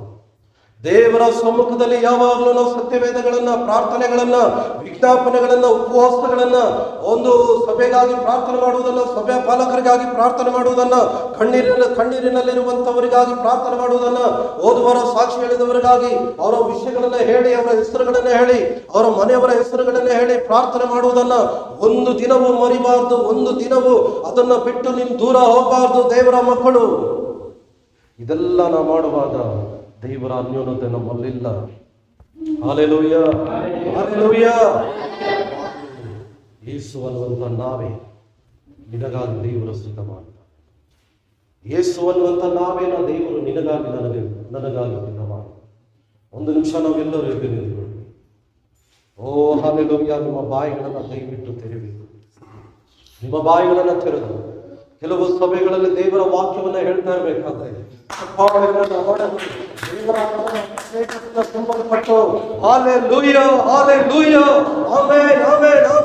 ಸ್ತೋತ್ರ ಎಂಬುದಾಗಿ ಹೇಳ್ತಾರೆ. ಆದ್ರೆ ನೀವು ಮೌನವಾಗಿರುವುದನ್ನು ನೋಡಿದ್ರೆ ದೇವರ ಆತ್ಮನನ್ನು ನೀವು ದುಃಖ ಪಡಿಸ್ತಾ ಇದ್ದೀರ. ದೇವರ ವಾಕ್ಯ ಬಲವಾಗಿ ಬರುವಾಗ ಆಮೇನ್ ಎಂಬುದಾಗಿ, ಸ್ತೋತ್ರ ಎಂಬುದಾಗಿ, ಆಮೇನ್ ದೇವರ ಎಂಬುದಾಗಿ ಹೇಳಬೇಕು. ಹೇಳದೆ ಹೋದ್ರೆ ನೀವು ಆತ್ಮಿಕವಾಗಿ ಆಯಾಸವಾಗಿದ್ದೀರ ಎಂಬುದಾಗಿ ಅರ್ಥ ಬರುತ್ತೆ. ಪ್ರೀತಿಯ ದೇವರ ಮಕ್ಕಳೇ, ನಾವು ದೇವರ ಸಮ್ಮುಖದಲ್ಲಿ ಉತ್ಸುಕರಾಗಿರಬೇಕು, ಚೈತನ್ಯದಿಂದ ಇರಬೇಕು. ಒಬ್ಬ ಬಲಹೀನವಾದ ದೇವರ ಸೇವಕನು ಇಷ್ಟು ಚೈತನ್ಯದಿಂದ ಇರುವುದಾದ್ರೆ, ಪೂರ್ಣ ಬಲದಿಂದ ಇರುವಂತ ನೀವು ಎಷ್ಟು ಚೈತನ್ಯದಿಂದ ನೀವಿರಬೇಕು. ಇದರಲ್ಲೇ ನಾವು ಸೋತು ಹೋಗಬೇಕು. ಇದಕ್ಕೆ ಕಾರಣ ಏನ್ ಗೊತ್ತಾ? ದೇವರ ಒಂದು ಅನ್ಯೋನ್ಯತೆ ಇಲ್ಲದೆ, ದೇವರ ಅನ್ಯೋನ್ಯತೆ ನಿಮಗಿದ್ರು ದೇವರು ಇಷ್ಟಪಡುವಂತಹ ರೀತಿಯಲ್ಲಿ ಅನ್ಯೋನ್ಯತೆ ಇಲ್ಲದೆ ಇರುವುದೇ ಕಾರಣ. ದೇವರ ಸಮ್ಮುಖದಲ್ಲಿ ನಾವು ಕಾದಿರಬೇಕು. ಹನೋಕನನ್ನ ದೇವರು ಶರೀರ ಸಮೇತವಾಗಿ ಕರೆದುಕೊಳ್ಳುತ್ತಾರೆ. ಎಲಿಯನನ್ನ ದೇವರು ಶರೀರ ಸಮೇತವಾಗಿ ಕರೆದುಕೊಳ್ಳುತ್ತಾ ಇದ್ದಾರೆ. ಪ್ರಿಯ ದೇವರ ಮಕ್ಕಳೇ, ಹನೋಕನು 300 ವರ್ಷಗಳು, ಹನೋಕನು 300 ವರ್ಷಗಳು, ಒಂದು ವರ್ಷವಲ್ಲ, ಭಾನುವಾರ ಮಾತ್ರ ಅಲ್ಲ, ಸೋಮವಾರ ಮಾತ್ರ ಅಲ್ಲ, ಮಂಗಳವಾರ, ಈ ಎಲ್ಲ ವಾರಗಳು ಮಾತ್ರ ಅಲ್ಲ, ಪ್ರತಿ ವಾರ, ಪ್ರತಿ ತಿಂಗಳು, ಪ್ರತಿ ವರ್ಷ. ಎಷ್ಟು ವರ್ಷಗಳು? 300 ವರ್ಷಗಳು. ಅದಕ್ಕೆ ದೇವರು ಅವನ ಮೂಲಕ ನೋಹನನ್ನ ದೇವರು ಕೊಡ್ತಾ ಇದ್ದಾನೆ. ಅವನ ಮೂಲಕ ಒಬ್ಬ ನೀತಿವಂತನು ನೋಹನು ಎದ್ದೇಳ್ತಾ ಇದ್ದಾನೆ. ನೀನು ದೇವರೊಟ್ಟಿಗೆ ಅನ್ಯೋನ್ಯವಾಗಿರುವಾಗ ನಿನ್ನ ಸಂತಾನವನ್ನ ದೇವರು ಬ್ಲೆಸ್ ಮಾಡ್ತಾನೆ. ನಿನ್ನ ಆಸ್ತಿ ಐಶ್ವರ್ಯಗಳನ್ನ ದೇವರ ಆಶೀರ್ವಾದ ಮಾಡ್ತಾನೆ. ನಿನಗಿರುವಂತಹ ಸಾಲಗಳನ್ನ ಪರಿಹಾರ ಮಾಡ್ತಾನೆ. ನಿನಗಿರುವಂತ ಪಾಪದ ಕಟ್ಟುಗಳನ್ನ ಮುರಿದಾಕ್ತಾನೆ. ನಿನ್ನನ್ನ ಯಾವುದು ಕಟ್ಟಿ ಹಾಕಿದೆಯೋ ಅದನ್ನ ನೀನು ಕಟ್ಟಿ ಹಾಕುವಂತೆ ದೇವರು ಮಾಡ್ತಾನೆ. ಅಧಿಕಾರವನ್ನ ನಿನಗೆ ಅದನ್ನು ಕೊಡ್ತಾನೆ. ಹಾವುಗಳನ್ನು, ಚೇಳುಗಳನ್ನು, ವೈದ್ಯ ಸಮಸ್ತ ಬಲವನ್ನು ತುಳಿಯುವುದಕ್ಕೆ ದೇವರು ಇಂಥವರಿಗೆ ಅಧಿಕಾರ ಕೊಡ್ತಾನೆ.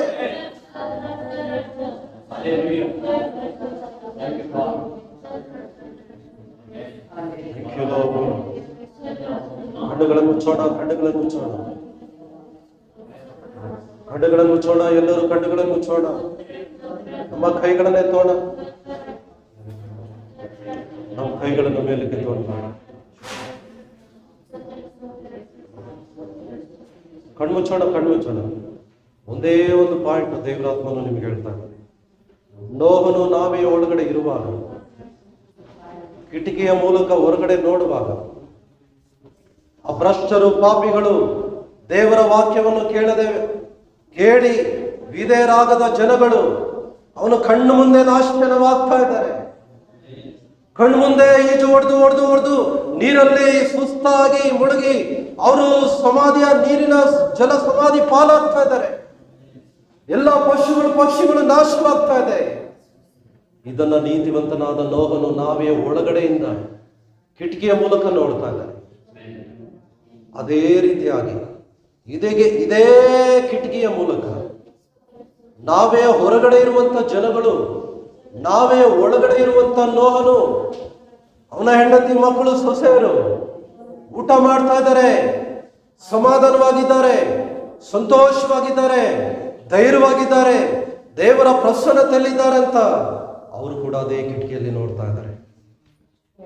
ಆದರೆ ಅವರು ಕಿಟಕಿಯಿಂದ ಹೊರಗಡೆ ಇದ್ದಾರೆ. ಆದರೆ ನೋಹನು ಕಿಟಕಿಯ ಒಳಗಡೆ ಇದ್ದಾನೆ. ನಾವೇ ಒಳಗಡೆ ಅವನಿದ್ದಾನೆ, ನೋಹನು ಕುಟುಂಬದವರು. ಆದರೆ ನಾಶನವಾಗುತ್ತಾ ಇರುವಂಥವರು ನಾವೇ ಹೊರಗಡೆ ಇದ್ದಾರೆ. ಇವತ್ತು ನಿಮಗೆ ಒಂದು ಕೇಳಿ, ಇವತ್ತು ನಿಮಗೆ ಒಂದು ಕಾರ್ಯವನ್ನು ಕೊಡ್ತಾರೆ. ನೀನು ನಾವೆಯ ಒಳಗಡೆ ಇದೆಯಾ ಅಥವಾ ನಾವೆಯ ಹೊರಗಡೆ ಇದೆಯಾ? ನಾವೆಯ ಹೊರಗಡೆ ಇರುವಾಗ, ನಾವೆಯ ಬಾಗಿಲು ಓಪನ್ ಆಗಿದ್ದಾಗ, ಅಂದ ಬಾಗಿಲ ಮೂಲಕ ಯೇಸು ಕ್ರಿಸ್ತನೇ ಆ ಬಾಗಿಲ ಮೂಲಕ ದೇವರ ರಾಜ್ಯಕ್ಕೆ ನೀನು ಪ್ರವೇಶ ಪಡಿಬಹುದು. ಆ ಬಾಗಿಲು ಕ್ಲೋಸ್ ಆದ ಮೇಲೆ ನಾವಿಂದ ನೀನು ಹೊರಗಡೆ ಇದ್ದರೆ 7 ದಿನಗಳು ಅಂದ್ರೆ ಏನು ಗೊತ್ತಾ? ಕಾಲ ಪರಿಪೂರ್ಣ ಆದಾಗ ಅಂತ ಅರ್ಥ. ದೇವರಿಗೆ ಒಬ್ಬರಿಗೆ ಆ ಸಮಯ ಗೊತ್ತಿರೋದು. ದೇವರ 2ನೇ ಬರೋಣ ದೇವರಿಗೆ ಒಬ್ಬರಿಗೆ ಗೊತ್ತಿರೋದು. ಯೇಸು ಸ್ವಾಮಿ ಹೇಳ್ತಾರೆ, ಮಗನಿಗೂ ಅದು ಗೊತ್ತಿಲ್ಲ. ಆದುದರಿಂದ ಎಲ್ಲಾ ಸಮಯಗಳಲ್ಲಿ ನೀವು ಎಚ್ಚರವಾಗಿರಿ, ಕಾದಿರಿ. ಕಳ್ಳನು ಬರುವ ರೀತಿಯಲ್ಲಿ ನಾನು ಬರ್ತೇನೆ. 7 ದಿನ ಅನ್ನೋದು ಒಂದು ಕಂಪ್ಲೀಟ್ನೆಸ್ ಅನ್ನ ತಿಳಿಸುತ್ತೆ. 7th ಡೇ ವಿಶ್ರಾಂತಿ ದಿನ. 7 ಡೇಸ್ ಆದ್ಮೇಲೆ 7 ದಿನಗಳ ನಂತರ ದೇವರು ಜಡಪ್ರಾಣ. ಪ್ರೀತಿಯ ದೇವರ ಮಕ್ಕಳೇ, ನಾವೇ ಒಳಗಡೆ ನೀನಿರಬೇಕು. ನಾವೇ ಒಳಗಡೆ ನೀನಿರಬೇಕು. ಈ ಸಮಯದಲ್ಲಿ ನಿಮ್ಮಲ್ಲಿ ಕೆಲವರ ಬಗ್ಗೆ ನಾನು ಹೇಳ್ಬೋದು, ಆದರೆ ನೀವೇ ದೇವರನ್ನ ನೋಡಿ ಹೇಳಿ. ಕಣ್ಮುಚ್ಚಿಬಿಡ್ರಿ, ಏನೂ ಆಗೋದಿಲ್ಲ. ಕಣ್ಮುಚ್ಚಿಬಿಟ್ಟು ದೇವರೊಟ್ಟಿಗೆ ನೀನು ಮಾತಾಡು. ನಿನ್ನ ಹೃದಯವನ್ನ ದೇವರ ಮುಂದೆ ತೆರೆದುಬಿಡು.